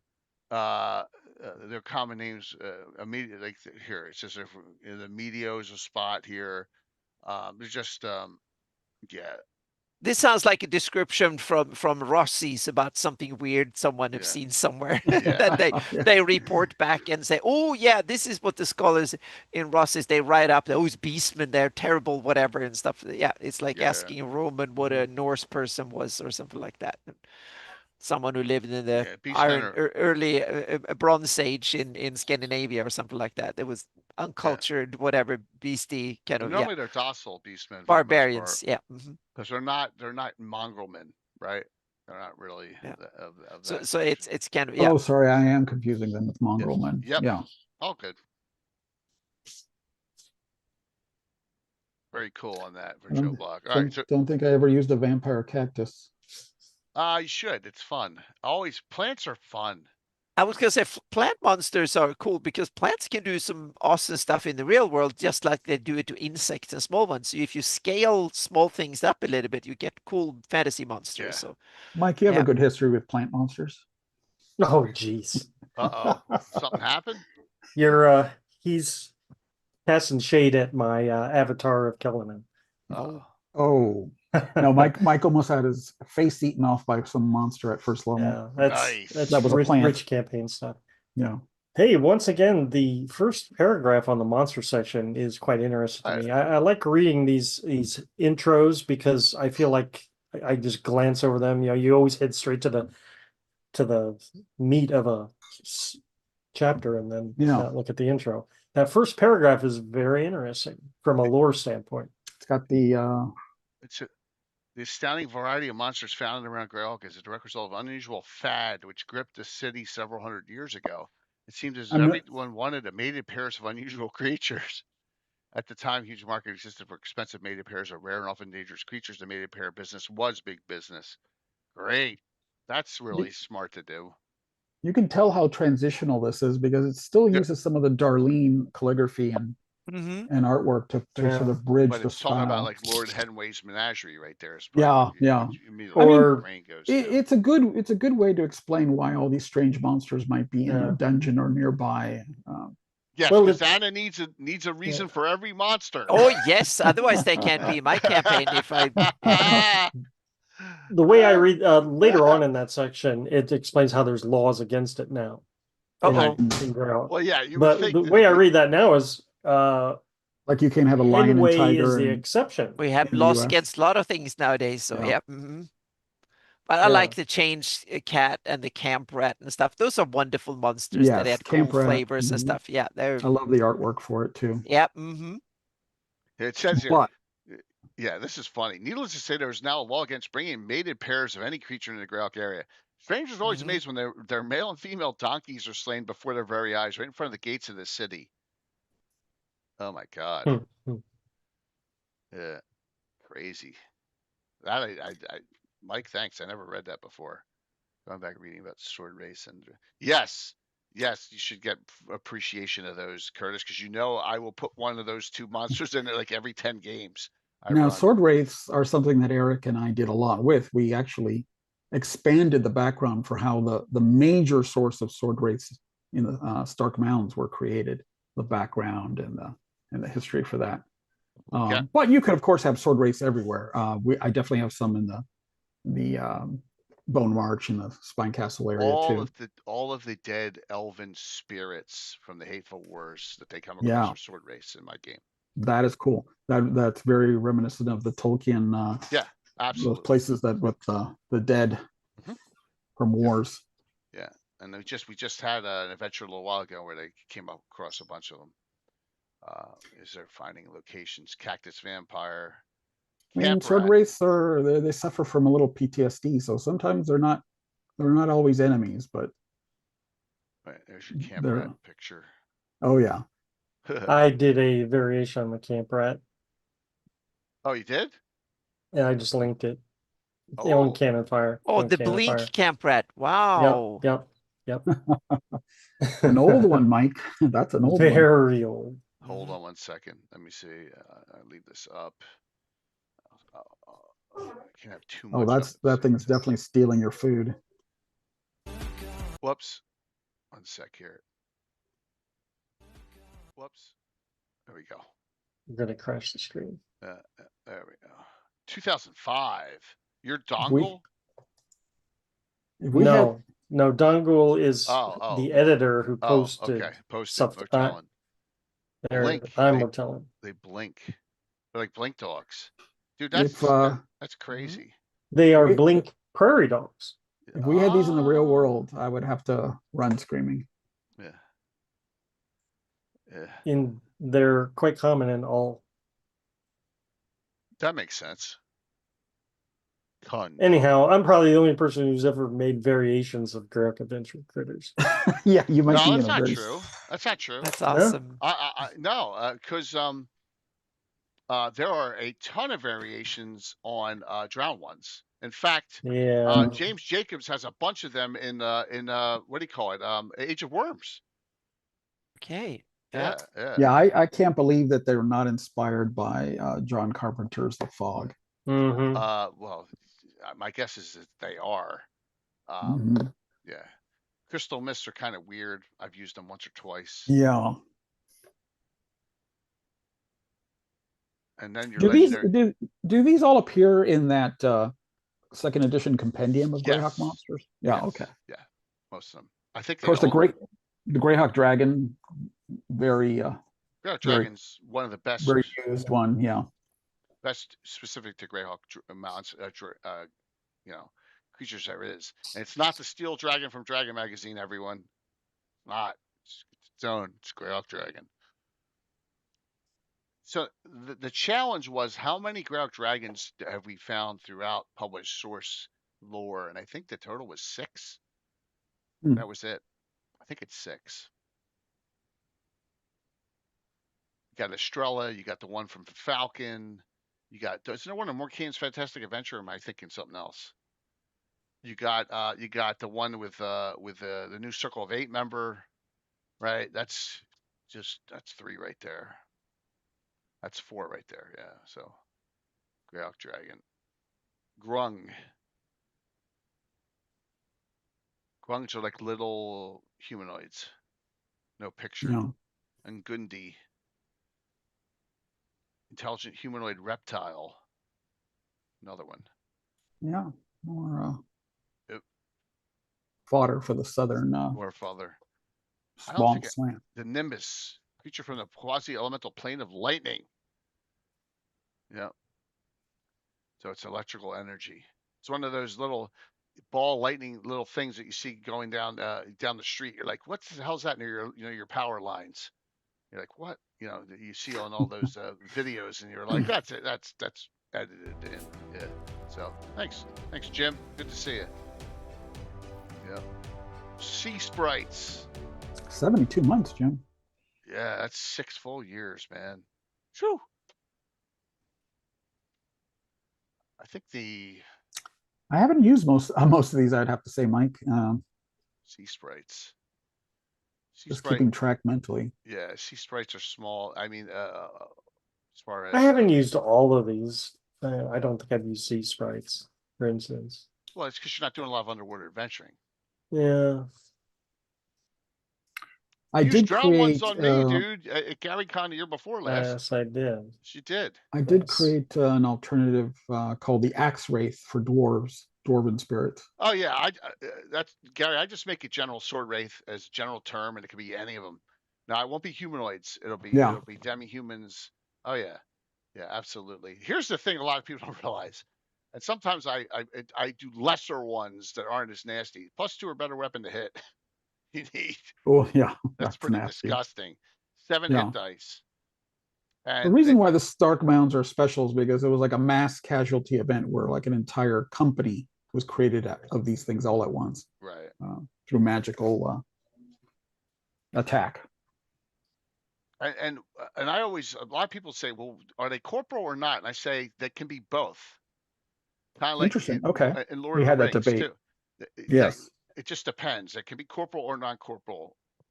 Because this picture, they look like they're corporal right there, right? In that picture. It does, yeah. So. It looks like they're almost holding a council meeting. They're they're plotting. Yeah, which they do. They can be very tribal still, even though they're undead. See, it says, though slain on the field of battle, their will was such they are unable to leave behind a trait of violent death. So they're totally free-willed and feel no kinship towards other undead. So, yep. Can they be turned? I was just going to ask that same question. I thought they were turned as specters. Vampires, even worse. They're turned as vampires. That's it. No, they're tough. Yeah, absolutely.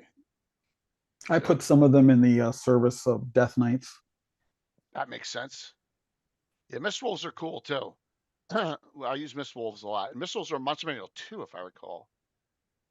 Or I know they're in the cards. I know they're in the 2nd edition compendium cards. But yeah, Mist Wolves and they're good aligned, and so Mist Wolf pups. Actually, we have a group of druids in the northern area of the Defiled Glades, and they have a lot of pups, so they use them a lot for defense whenever they need to pull, because they breathe walls of fog. They also have an innate magic resistance at 10%. So just don't tell Mike there's Miss Werewolves. Oh gosh. He doesn't know.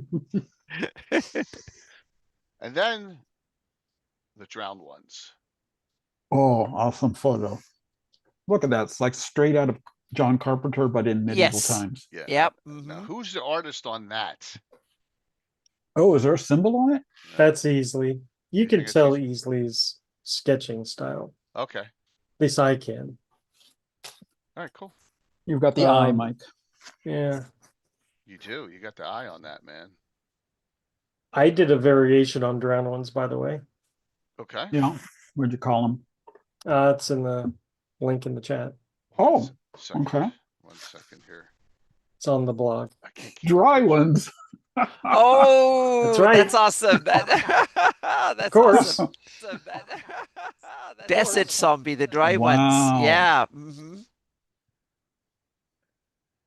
That's a good one, Mike. Fantastic. Yeah, definitely. You did it in 5th edition too. It was 2022. That's not so the drowned ones, I think, are linked to Narrow. Yes. These are linked to Incabulous. That makes sense. You should have them have the ability to like suck up any water sources and just destroy them into dust. So yeah, the variations on drowned ones are right in the description. They can have clerical ability right off the bat. So when that alone is cool, right? So it says here the 50% chance that each random is a cleric of level 1 to 4, right? Wow. And then so I've done necromancers, I've done mages. James Jenkins did Drown 1 assassins. Yeah, so there's a whole bunch of different types of that have class ability beyond just their one drawback is yeah, good. I associate them also with the god Panzos that I created, the Panzuriel's avatar. Okay. Mm-hmm. They have the stench like gas. They a 10% chance of a disease on a hit. They have a high number of appearing. Their drawback is their armor class is 7. They're easy to hit. So a low intelligence 5 to 7. I assume that's smarter than your average zombie. Then. Zombies are not intelligent.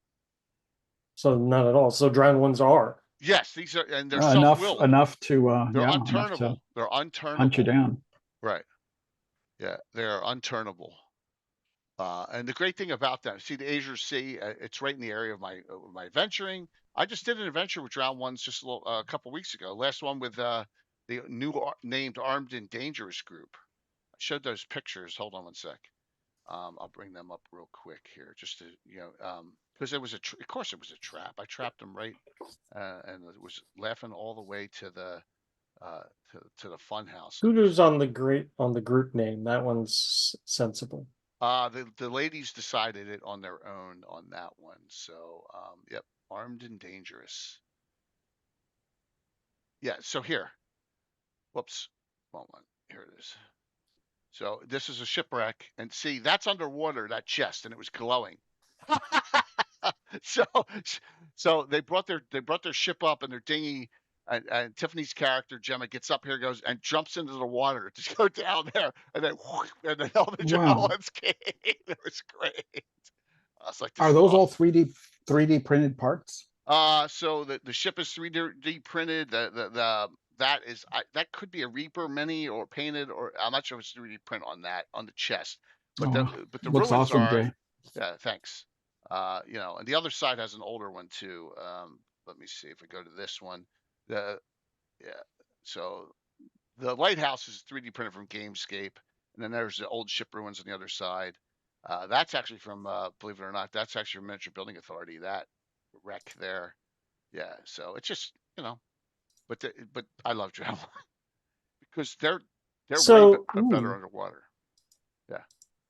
The next to last paragraph on the drowned ones section. Yep. Interesting lore. Telepathy, right? That one? No. I mean perhaps because the Azure Sea. Yes, yeah. I was just saying that the Azure Sea, absolutely. Yeah. Yeah, because read.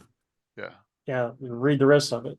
In the form of pirates and freebooters in general, drowned ones are most common in the shallows of this body of water, and it's right exactly where we were venturing with you, Gary Con, right? Flocks of Majestic Islands, Fairwind, the Ulman Isles are prime breeding grounds. Well, I had it in the Ulman Isles. My thing was set in the Ulman Isles. Okay. The part that I'm quite surprised at, and I shouldn't be, is that they're common around the coast of the Sea Princes.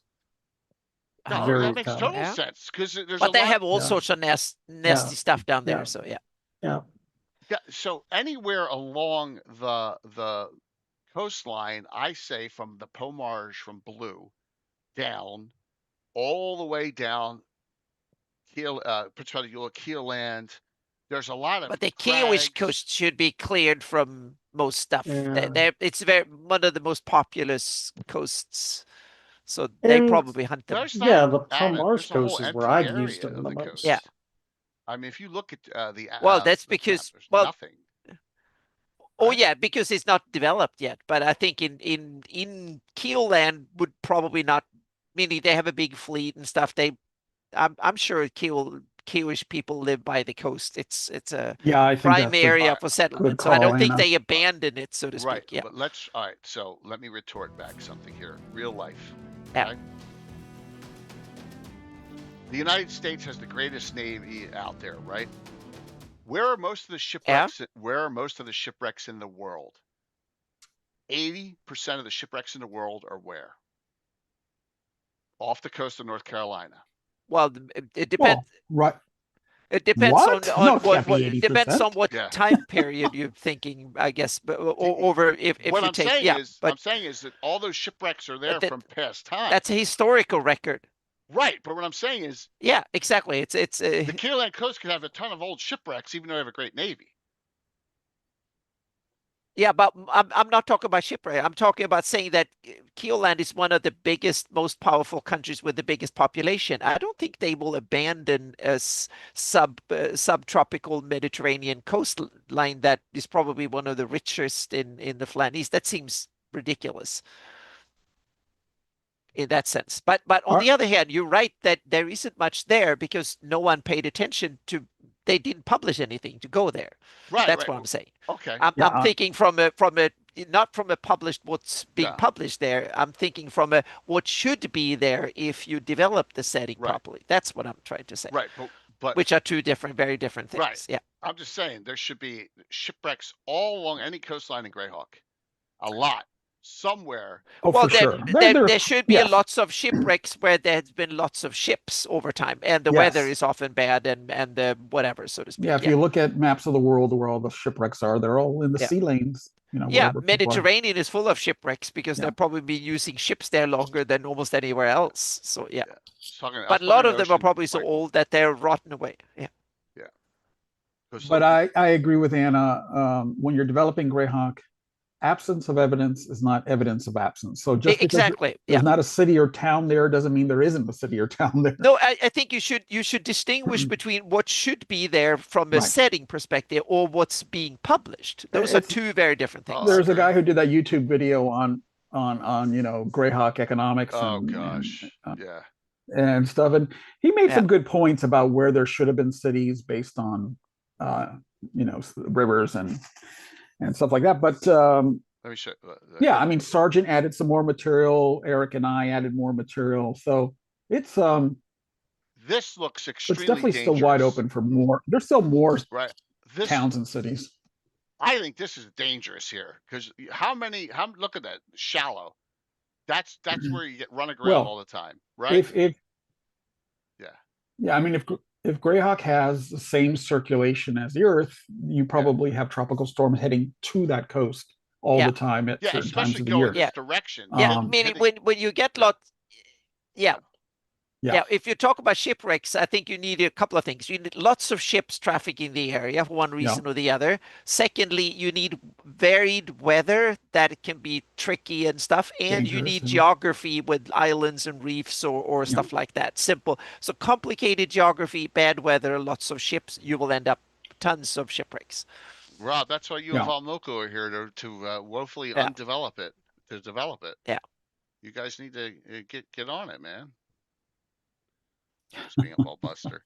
Yeah, so but I can see shallow water here, and it's the Nerd Div should have a lot of shipwrecks. And there's weird things because some things you can have if you have a lot of water flowing in different directions, if you have different currents and stuff, so you have sandbanks that comes and goes, like big river estuaries are notoriously tricky because if you have rivers going up and tides is another one that causes lots of problems because in areas that are a lot of tides. But if this is all in support of what is creating drowned ones, I think it's more than just the misfortune of a shipwreck. I think you have probably were up to fell deeds and you're an evil.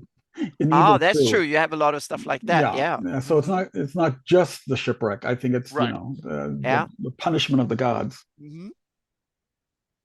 Cool, man. And so another thing that you'll get is some things are like here. The maps here don't show what what is shown on the Slavers Woolly Bay map, which shows a lot more of these little islands and these areas where shipwrecks galore, right? On this, because that's what he stressed. That's what. I think Anna. Stressed. I think Anna would definitely say that there's tons of islands that we just can't see at the grid scale that she's providing. Oh yeah. Oh, absolutely. It's like a coastline is infinitely long. It's just you have to look at it closer and closer, and it's like a fractal. It simply becomes more and more longer you closer you look. Yeah.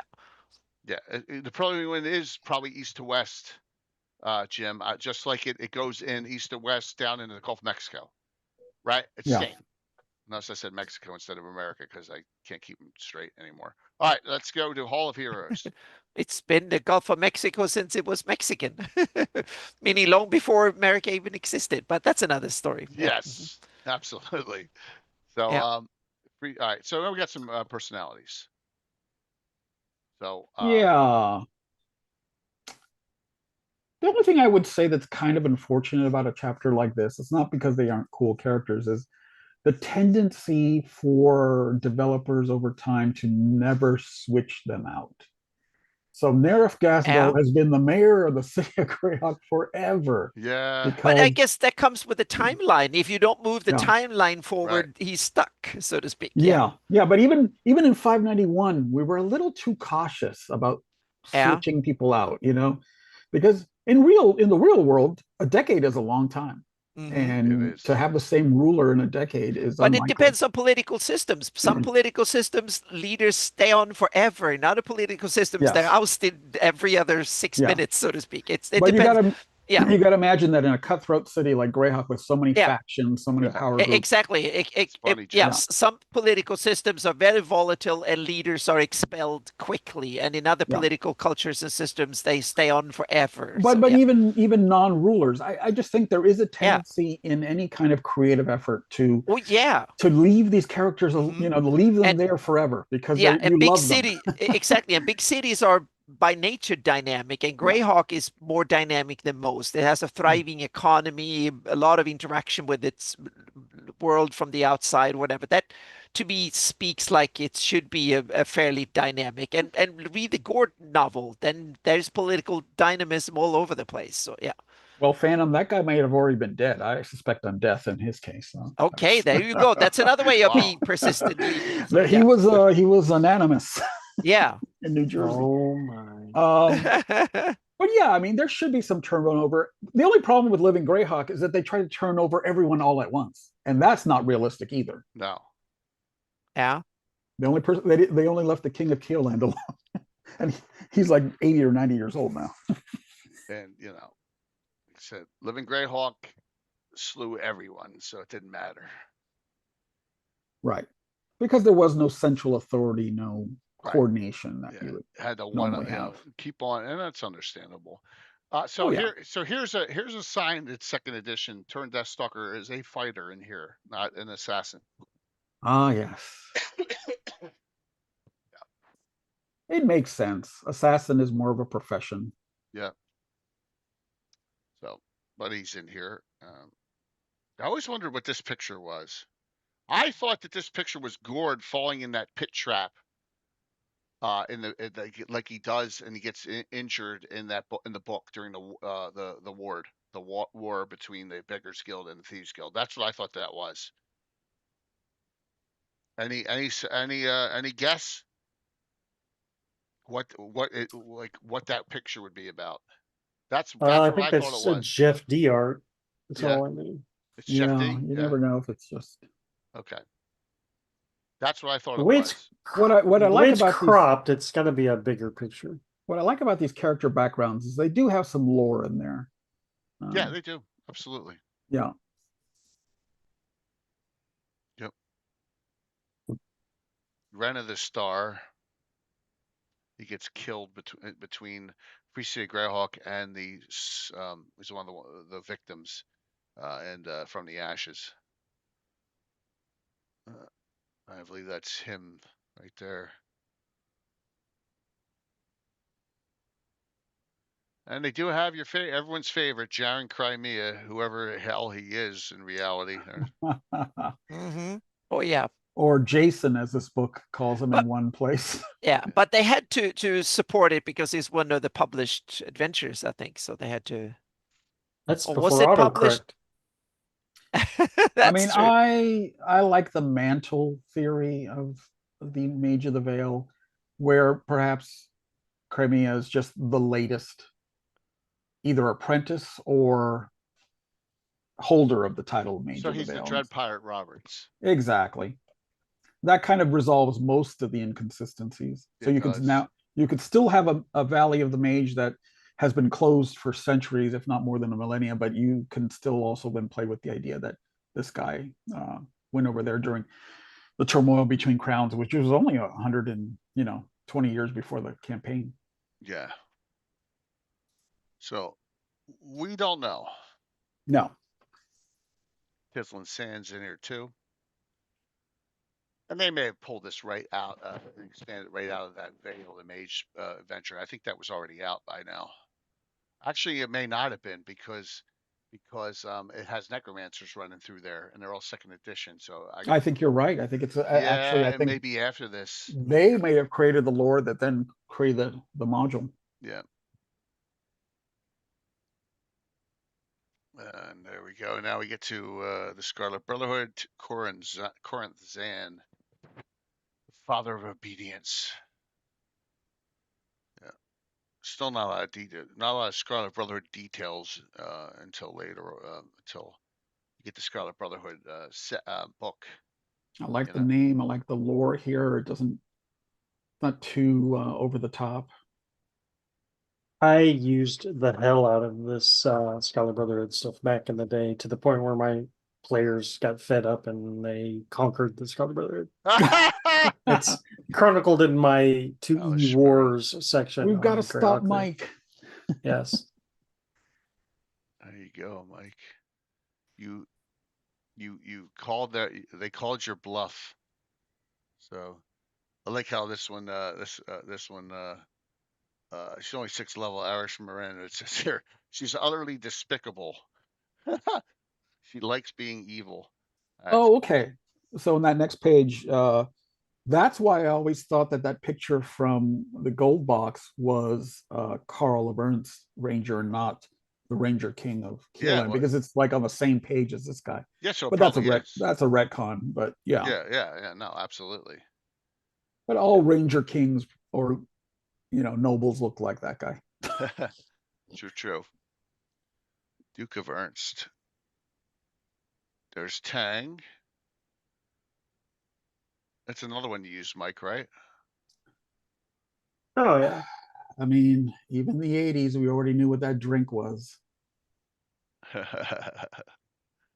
Oh, that's funny. Yeah. Love that artwork there. That's an amazing battle scene. Didn't know trolls were good at climbing walls like that up at cliff faces, but yeah.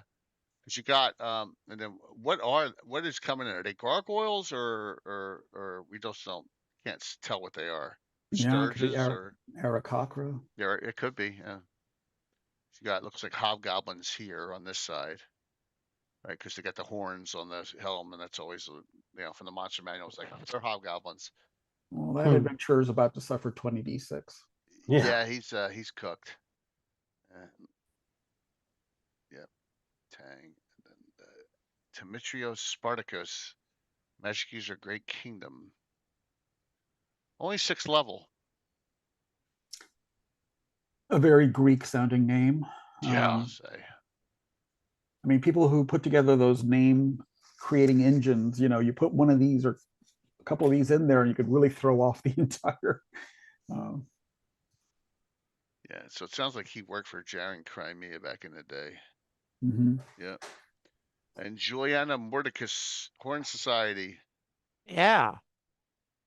I wonder if she's going to appear in Luke's book. I don't know. We better ask Les on that. He's the one. Yeah, I don't have I did up 4 personalities for the Free Reavers. I did not do anyone else. I did the foundation story of Sharon Valvalinar for it when she was young. Yes. So cleric in the Horn Society. Good question there. All right, let's see what we got. Wow, time is flying by. So Jaren shows up here. Sorry, I'm probably casting too many asides. It's good. It's all good. That's part of the discussion. Makes the time fly by. And the Flyers tied it. Good. Sorry. I have to check. I have to keep on checking, everyone. You understand that? Especially apparently there's like 11 people in the penalty box. Oh, there's a huge fight? Awesome. Missing it. That's all right. All right, so this is one of the. Oh, okay, no problem, no problem, Gary. Gary had to do it. Be right back. I could see chat pops up now, separate from me clicking on that chat button, so I don't crash the stream. It's just weird on the side. It appears in the lower corner now. So these are some of these spells are really great. Some of these you got to think are outside of combat. They're RP spells, but like you need to utilize this book. And Joe Block converted these 5th edition, so you have no trouble finding them in 5th. But like there are different great spells in here. So for example, I'll give you an example. I have Greyhawk mages, which specialize in name spells, and they work under one name, but they can get other ones. They have to take spells of the name mage at their each level. They don't like to take magic missile, but even though Ed has it, okay, I give it's Ed. I'm let him, but they use kind of all sorts of weird spells. But that doesn't mean that standard mages can't locate these in these and have take an affinity to them. They're just harder to find. Yeah, so, that's what kind of makes the discovery of a spell book fun, is if you find spells you can't really get off the street. So Tiffany's character Gemma Winchester, who's going to be playing tomorrow, has an affinity for Bigby. So she has these Bigby spells, and she just turned 5th. So she has this Bigby's Pugnacious Pugilist. She only has like 1/5, 1/3. So she hasn't cast it yet. She had to do like a lightning bolt instead or whatever. But it's a really cool spell. It's a pair of man-sized hands appearing as clenched and padded fists. The hands pummel with the effectiveness of an 1850 strength fighter, 1/2 a character's experience level. So it'd be like 3rd, right? Yeah, he has some of the coolest spells here. Yeah.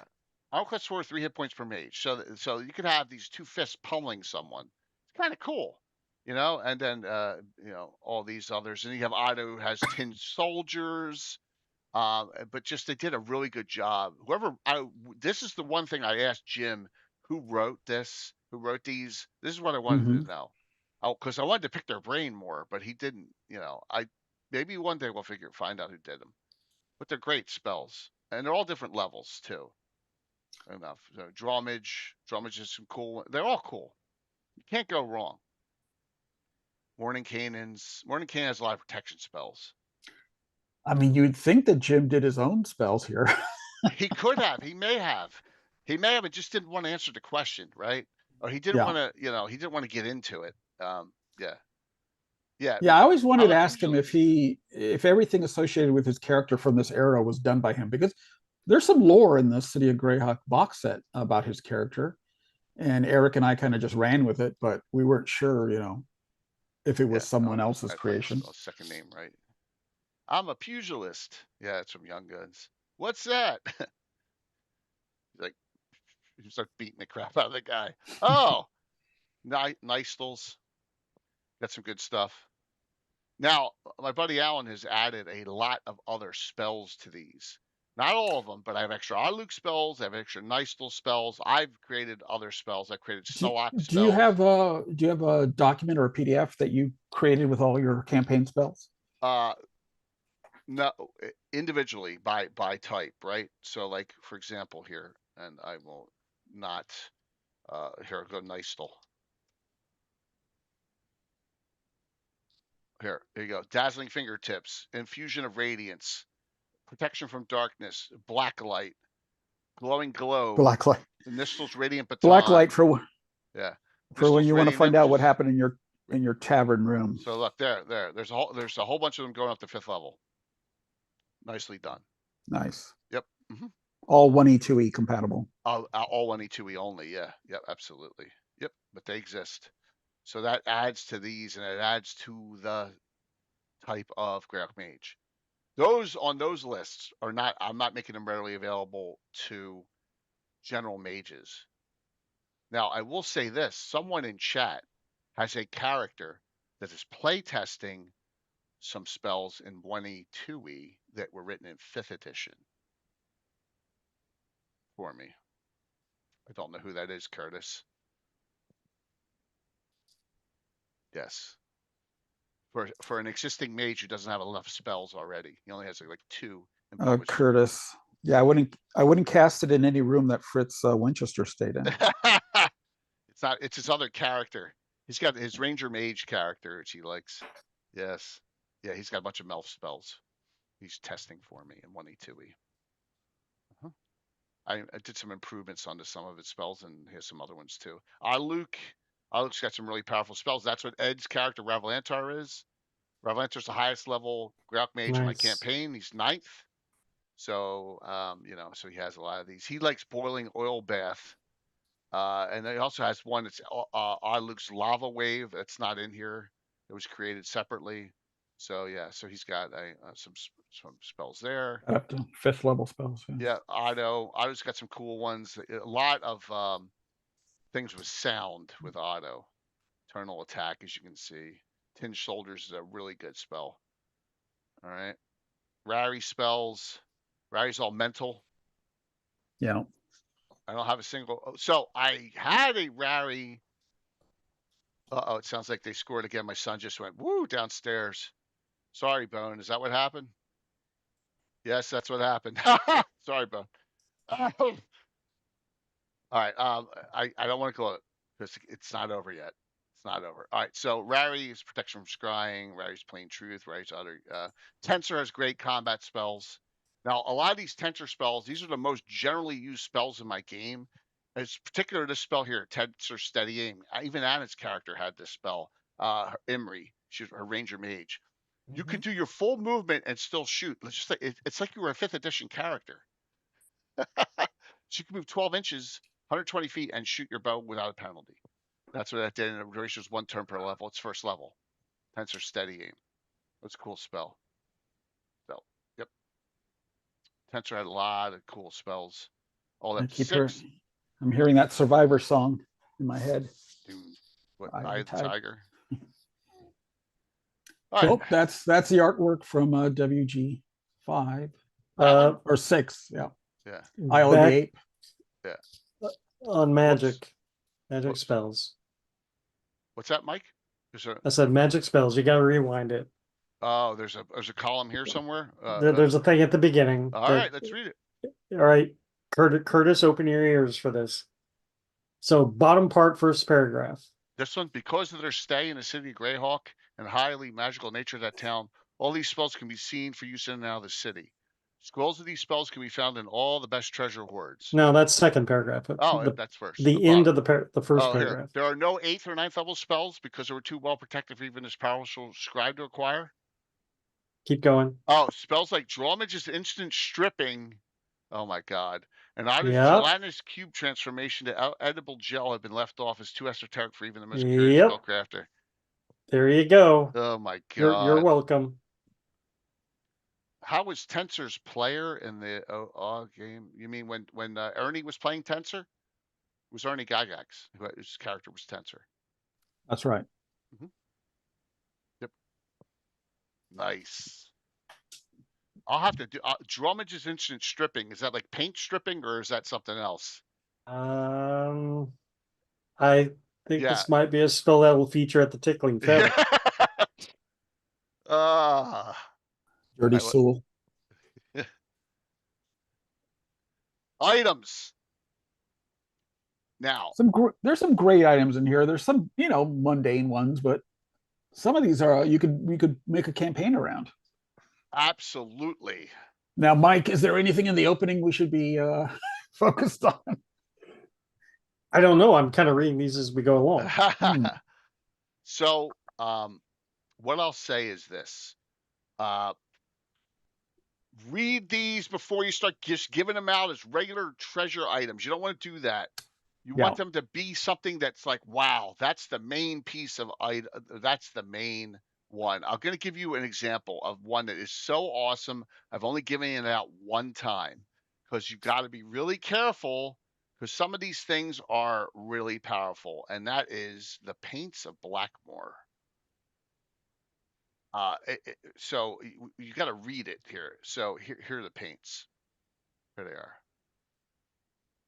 Paints of Blackmoor. This set of multicolored paints was enchanted when the City in Blackroom was in full power. Each set has 5 applications of each color. I made it 2 for him when it gave it out. It transforms you into a red fighter 7th, blue turns you cleric 7th, green magic user, that's ranger 7th, black thief, white paladin, brown magic user. Yep. Think about that. Yes. Use of the paints twice pretty useful. results in instant death. Right. One time I gave it out because I wanted to see what would happen. And the person used it very economically.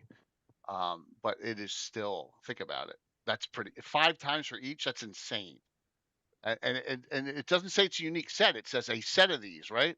So there's more than one set of these out there. Each set has 5 applications. It doesn't say it's unique. So read up on the stuff.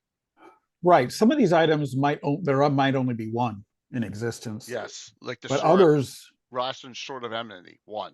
Yeah. I'll go even farther. So I just now read the intro. Yep. Second paragraph says the players would find these items in the place of its origin name. Yeah. It says that no magic item given here is limited to the area that carries its name. However, often the item will not work elsewhere. Some of them don't. So, for instance, Cloak of the Hell Furnaces only works in the Hell Furnaces. Did not know that. Yeah. I'm sure nobody here watching or whatever plays it that way. I mean, it's not usually true of most magical items, but some of them. But these kind of they're kind of like artifacts and relics in some ways. A lot of them are, especially the staff one. My gosh, yeah. That one is probably the most powerful item in the book here. Give me 1 second. Because I'm gearing up to use some of these for my current 5e campaign, and now knowing that they might have limited usefulness in a certain area does give me some extra thought. Rick Dewey Carthar Miller's book, 5e book, has all these in there. Yeah. Plus all the other ones. So that's where you want to go for them in 5th edition. So things like Ring of the Pomars, you can summon a horde of humanoids. That could be really bad. So and when you think about that one, you're like, oh, this might have been involved with the Hateful Wars. This one has some. Or Tarash Mach has it. Yes. Yep, absolutely. There's a lot of noise going on downstairs. Uh-oh. Yeah, 3-1 Flyers. It's over. It's over, Johnny. Well, the series is over, is what I'm saying. But I don't Sorry. look, there's people I know are Pittsburgh fans in chat. I don't want to. Yeah, I can get my wife and my son going. 3-0 leads are insurmountable in hockey. Well, Flyers did 2010. They were down 3-0 to the. It's only happened like 2 times or 3 times. All right, so yeah. I've given out a lot of the authors made a concerted effort to really spread these around all over the Flannis, not just the central Flannis. Yep. Yeah. Sorry, Bone. All right, so the Fire Wand of the Sulis is here. This thing can recreate the Evoke Devastation Rain Colors Fire. So don't give it out. Yeah, this one never made sense to me. It should have been the Fire Wand of the Baklunish. Right. Because who created the Rain of Colors Fire? It wasn't the Sul. Right. They were the victims. Right. Yeah. But if you're using Jim's rules, it works in the Suloi's Empire. Yeah, I would use Jim's rules. But it is cool because it has a basis in lore.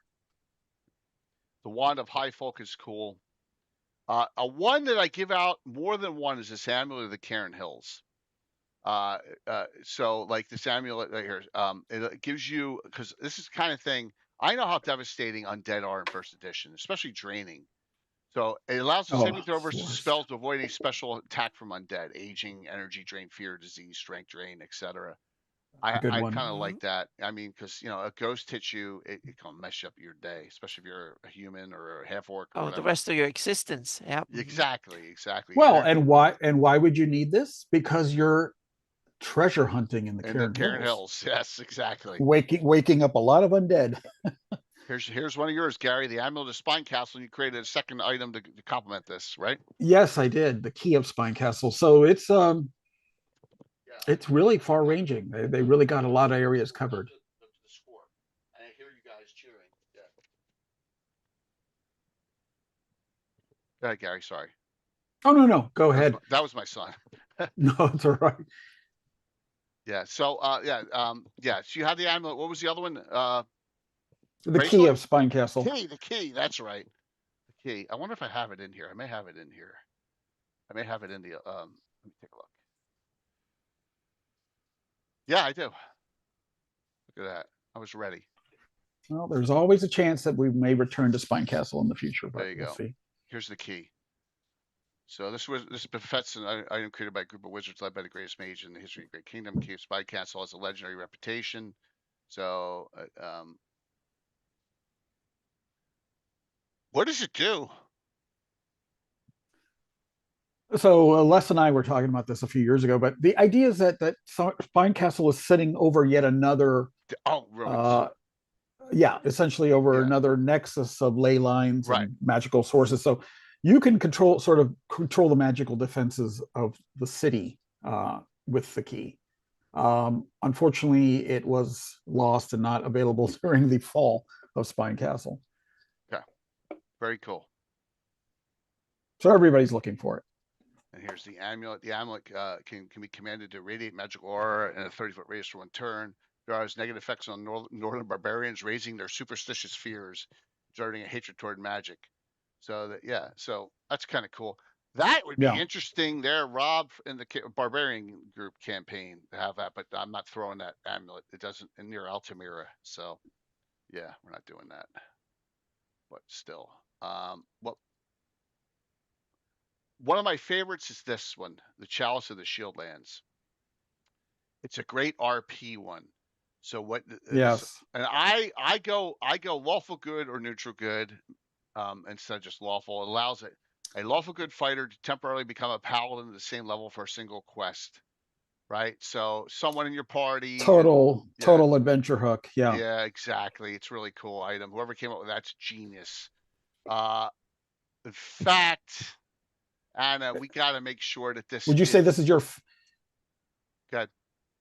Gary. Re-mentioned in the book, yeah. We got to make sure this is back. This is re-mentioned in the book, 100%. We got to. I'll get with Les on that. From this one, we got to have that Chalice of the Shield. Would you say this is your favorite one in the magic section? I have to say, I have an obscure favorite one. Mine is the Tapestry of Ekbir. Yeah, that's cool. I really love that one. No, that's really cool too. Let me go down here. Like I said, you could spend all day just reading this, and you're going to read them. There's a lot of lore hidden in there. Here's a tapestry. So yes, a branch of the river to enter the prime material plane. So you get water gushing out of it. That is awesome. What's up there, Chad? Did you give me an answer yet, dude? Chad, give me send me a Discord. I picture the Caliph having this against his wall, right? Yes. And he activates it and throws prisoners into the the abyss or the lower planes to punish them. I thought use it for like a bath water. No, look at the first paragraph. It says it's intended to be disposal of criminals. The worst criminals. Guess what, Gary? Guess what? Yeah, you used it. I have an article on it. You have an my gosh, there's always an article. Do you got a link to it? I call it the Tapestry of Ruin, but it's from Ekbir, and hold on 1 second. Oh, nice. It's on Canifire, no less, from 2009. So if I wow, that's an old one. Let me go here. Let me just do it the easy way.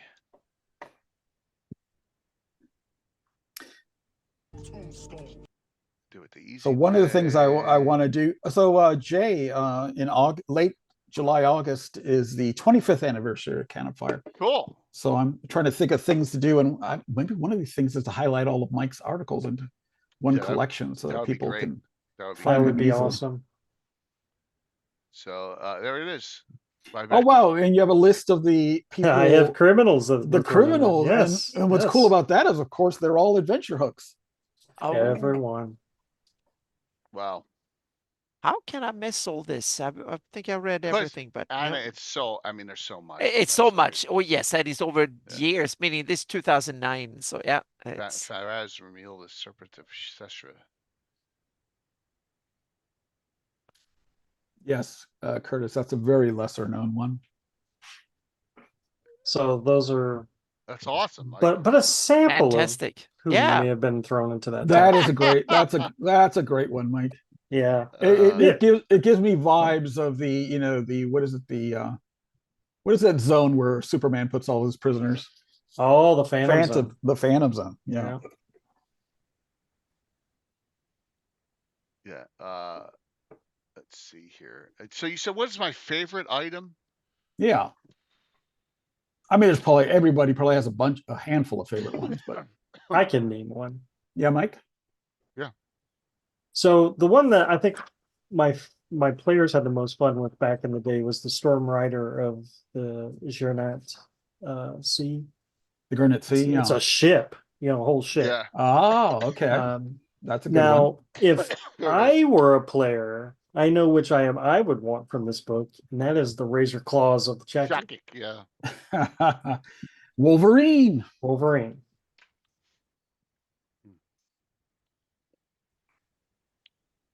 There's some really great ones here. I mean, you could turn any of these into a big adventure hook. Oh, Razor Claws under weapons. Yeah, absolutely. Sam, maybe we should solicit articles where people just expand on these in a page or two. Miscellaneous weapon. There it is. Always appear in pairs. Reach Razor Claw of a set says 4 curved daggers attached to a letter gauntlet. Plus to hit when with both claws used at once. Characters 2 attacks per round if his or her class does not already allow it. Wow, that's pretty good. So you can give that to a mage. Get 2 attacks. So actually, no. It says it's restricted to fighter and thieves right there. Oh, does it say that? Yeah, F and T. Okay. Yeah, you're right. Mine is right here because I've done variants on it for a long time, and that is the Black Arrow I use. Oh yes, classic. +3. It reappears. I do this now with a lot of arrows and crossbow bolts, specialty, where one shot and it magically appears in your quiver the next day. I love that idea.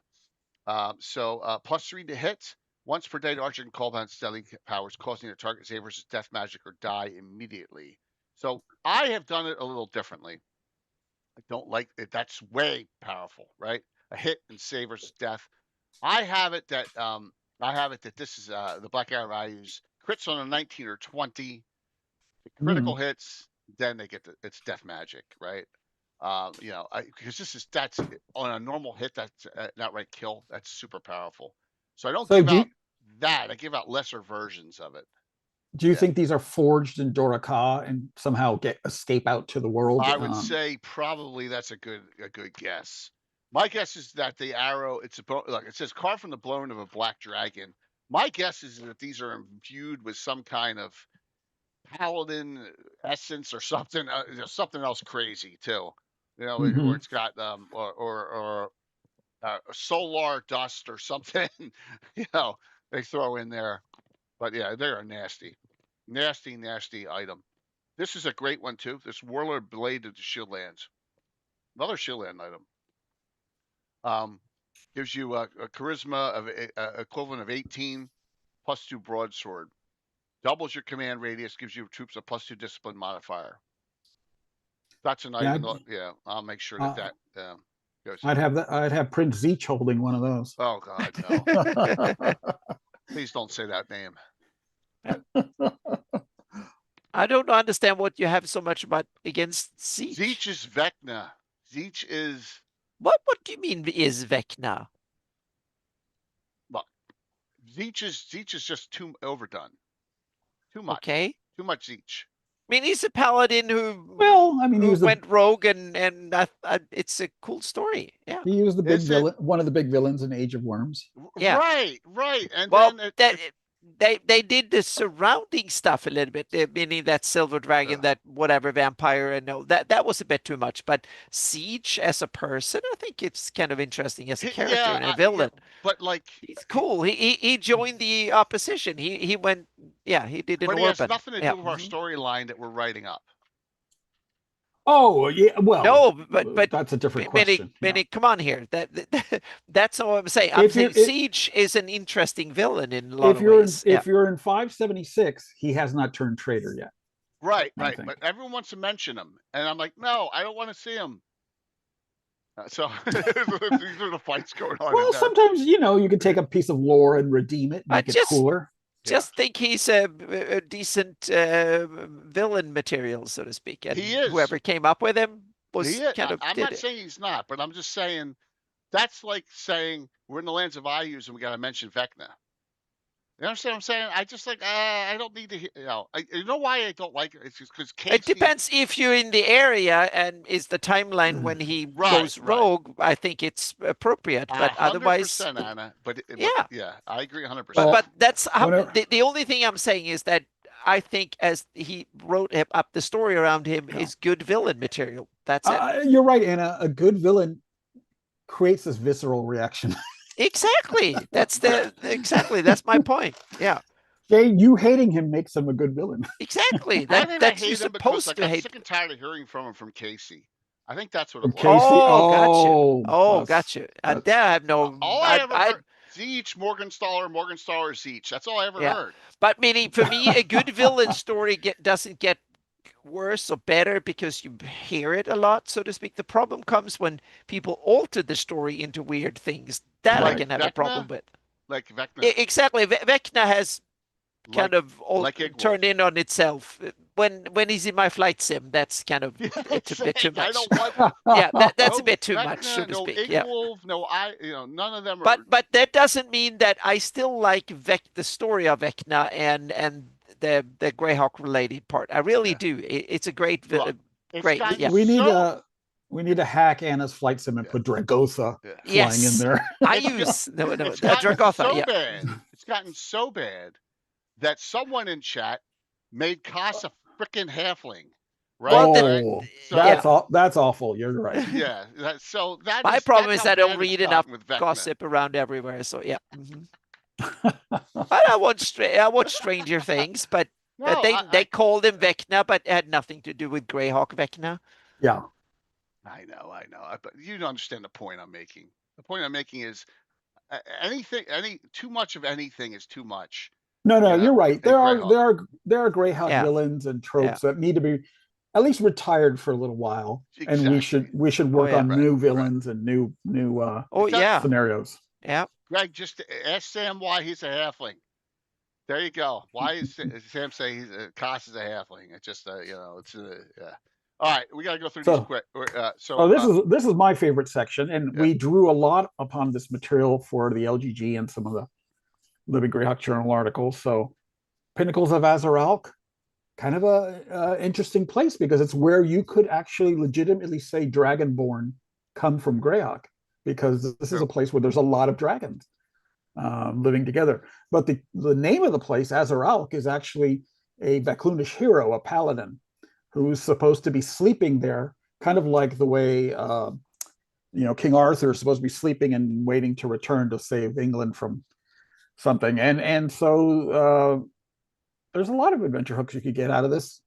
Kind of high level, not really something you play with low, but yeah, it's right there in the Dramage Ocean. Lots of cool things. I know we're getting really pressed for time here. Yeah, let's go.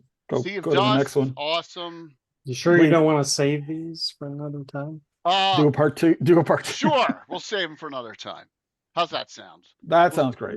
You could do mysterious places in general. One, which we haven't done for a while. So yes, and there you go. Guys got cut in half, hence the half vampire. Oh my god! All right, sorry I brought that up. I just was trying to explain. I know you guys want to talk about 0 level characters. Yes, Anna does. There's nothing wrong with a background story on characters, starting them, if they want to figure out. It's a good way, especially. But I love background stories, but sometimes I have a problem with the D&D 5e backgrounds because it makes first level characters sound like they've been through 6 wars, whatever. No, you're not a superhero when you're first levels. Right. So that it depends. Meaning, I wrote backstories on characters that are playtest characters that I did because they were 5th, 8th, 10th, 12th, whatever level. Then they need a backstory. But 0 level characters have no backstories. They have a birthplace and a current situation they're in. That's about it. Right. And very, very, very little backstory. So first level characters should have. If they've done a few things, but they're not. They might have witnessed something, but they haven't done any deeds to speak of, at least in my opinion, because then the rule system should be kind of retuned a bit, so to speak. Okay. So, but that's part of the rule system. You want superheroes to start with, then fine. Yeah. Mm-hmm. You guys want to leave the second half of the book for? Yeah. At 6 o'clock. Okay. Yeah, we'll do a part 2. Wow. We'll do a part 2. Absolutely. Damn. Yeah. Cool. Mm-hmm. My son's going crazy downstairs. I got to stand the second period. Oh no. 3-1. Go enjoy some time. Yeah, absolutely.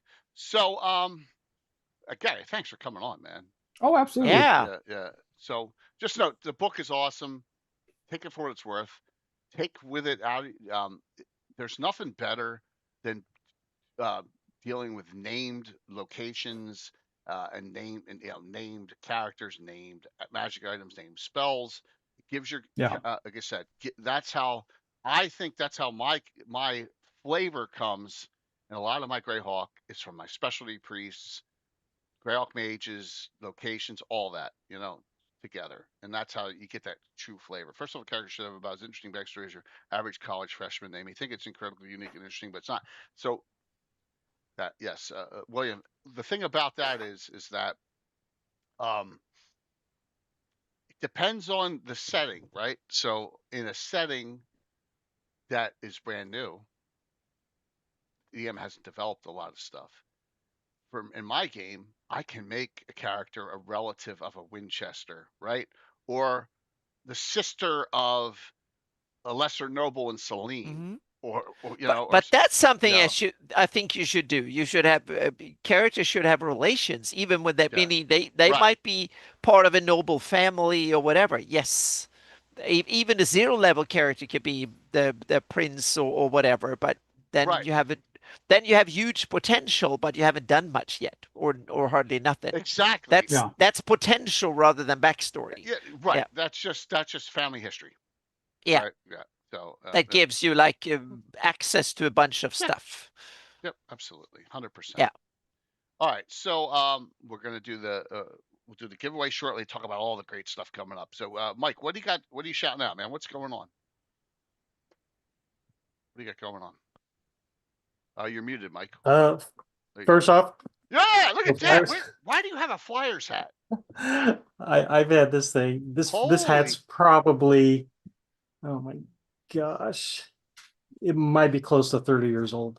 Wow. So 30 years goes to the 97 year when they played Detroit and got swept in the Stanley Cup Finals. Okay. Yeah. Wow. And it was in my closet. I don't think I've ever worn it. Thank you. Yeah. They're on a got a new comic. They're on a roll. New comic. Yes. Let's do it. So this will be let me close out some stuff. I got too much. 4 pages left and under. Let's go to the comic. I love Under. I should have said the last time I wore this hat was when the Flyers won the playoffs 30 years ago. It's been 6. That's what I should have said. You should have said that. No, that would be the Dallas Cowboys you're talking about. You should have said that. No, that would be the Dallas Cowboys. Speaking of Under. Yeah. All right. Here we go. This is it both or just this one? Do we have Cultists too? No. Oh, just this. Just okay. Under. Just so under. I got the 4 more pages left on Under, and then it's all Cultists from here on. So there are a few pages left. So The Deep Gnome and Valindra's crew got the drop on the Shadow Dragon at Mouth Ricket first, and then we dropped the mean Shadow. So that's where we were, where they all got sucked down to what very limited experience, right? It takes like 80%, doesn't it? Shadow dragons are my favorite type of dragon. Yes, mine too. Definitely. Yep. So yeah, they're now not only it was debilitating, the Shadow Dragon, at least in 1E, it's actually clings to you like characters with infravision can't see in the gloom of a Shadow Dragon breath. So they're getting their asses kicked, of course. Except for one of them. See, in this cloud, he's the living shadow. Insects, I know what you seek. So he's got a circle protection up. Oh God, I'm sorry. The wizard has a shield. Gary he had someone at the door, he said. Oh, okay. I'm sorry, I wasn't showing it, dumbass me. I can't see Malithrak, be on guard. In this cloud, he's a living shadow. Insects. You see, so he's in a protection circle. Some kind of Doctor Strangey type shield. Okay. Oh, okay. Oh, you will die. Now it's all action here. Yeah. So is that a gem of seeing? Is that a gem of seeing? It is a gem of seeing. Yeah, look at that. Yeah. Wow, he can see through all the illusions and all the. Yep. That's a super powerful magic item. Yeah. The gem of seeing. Yes, you are. Yes, you are. So, three more pages and then nothing but cultists. Did they go over what the tattoo was on him here? What that tattoo was? No, that's just going to be a mystery. He has enchanted tattoos, right? That give him various powers, and you just got to accept it. Okay. How is this possible? That's funny. But one of them being strength, so he's strong enough to hold off of dragons. Nice. And is that why that one's glowing a little bit right there? Right. Yeah. Cool. And the tattoos are the glyphs from the Greyhawk box set.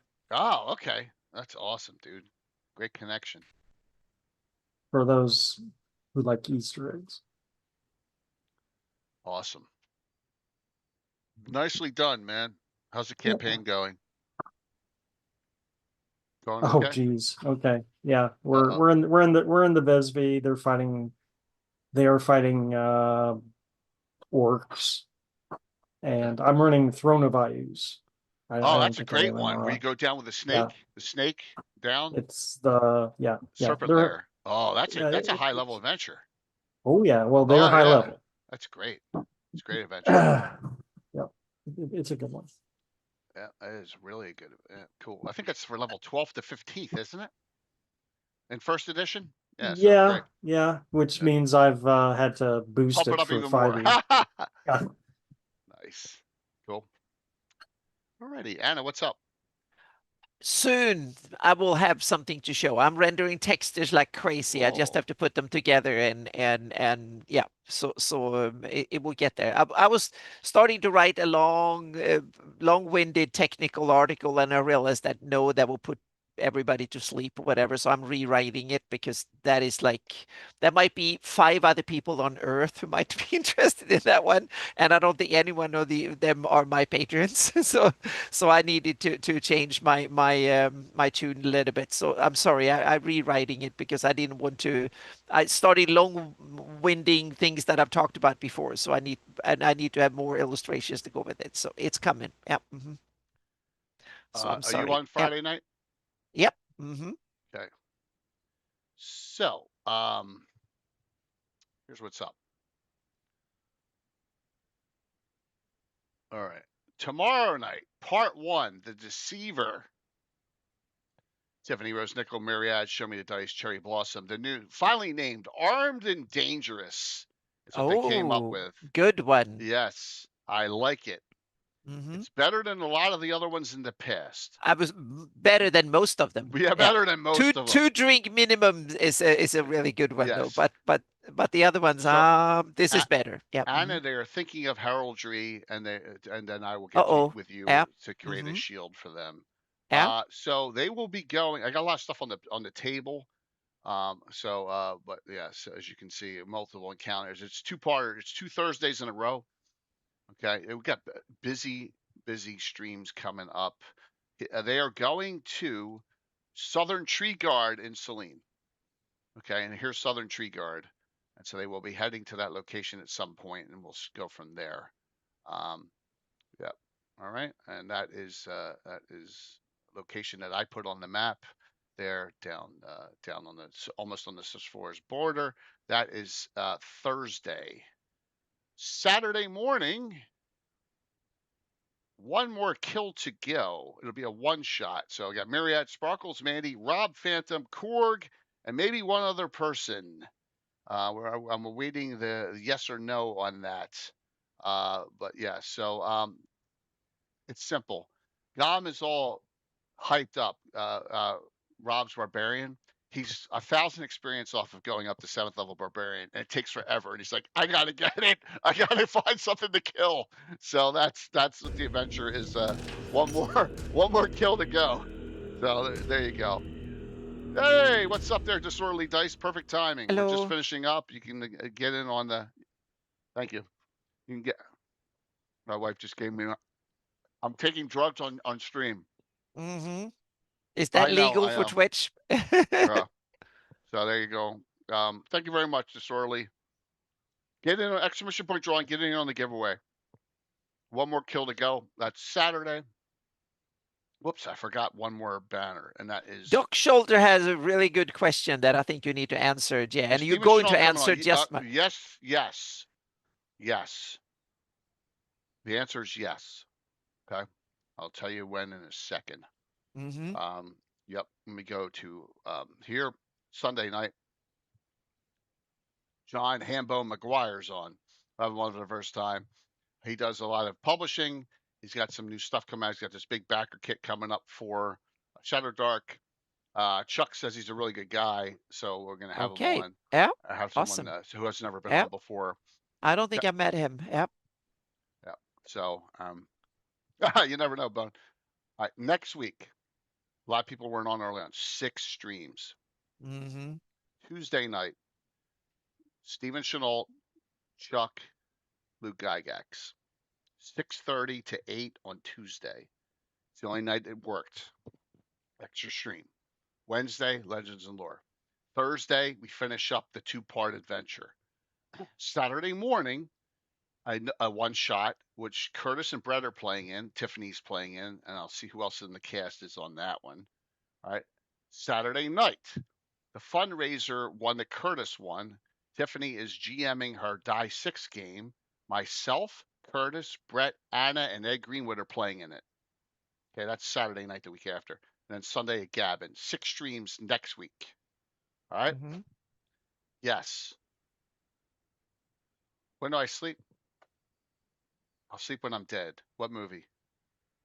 I'll get all the sleep when I'm dead.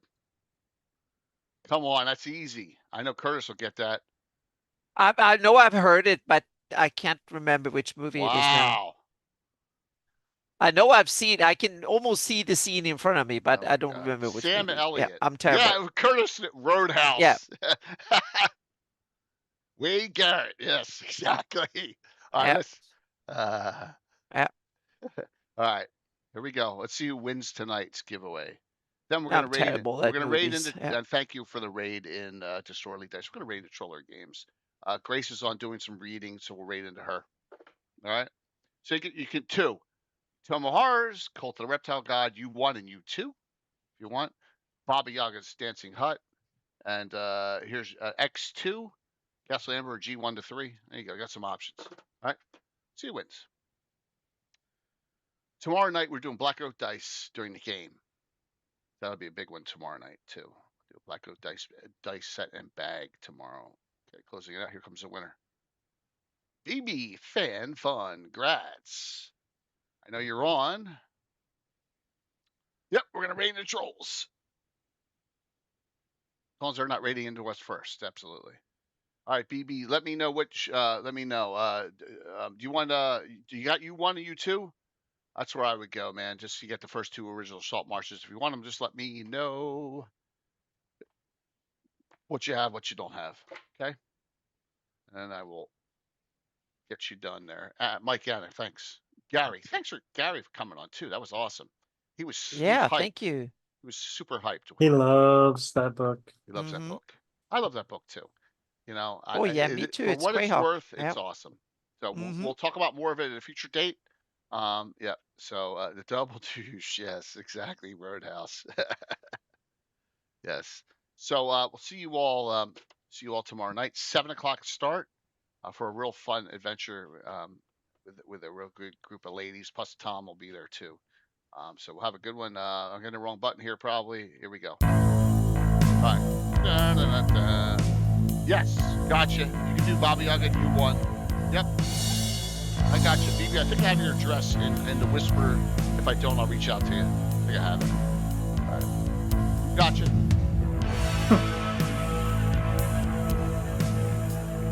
Setting the raid up.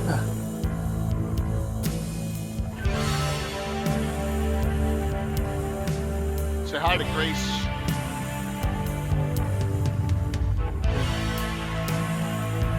You'll say, hey, that's the girl in the commercials in Jay's vid. 5, 4, 3, 2, 1. See you tomorrow night. Thank you.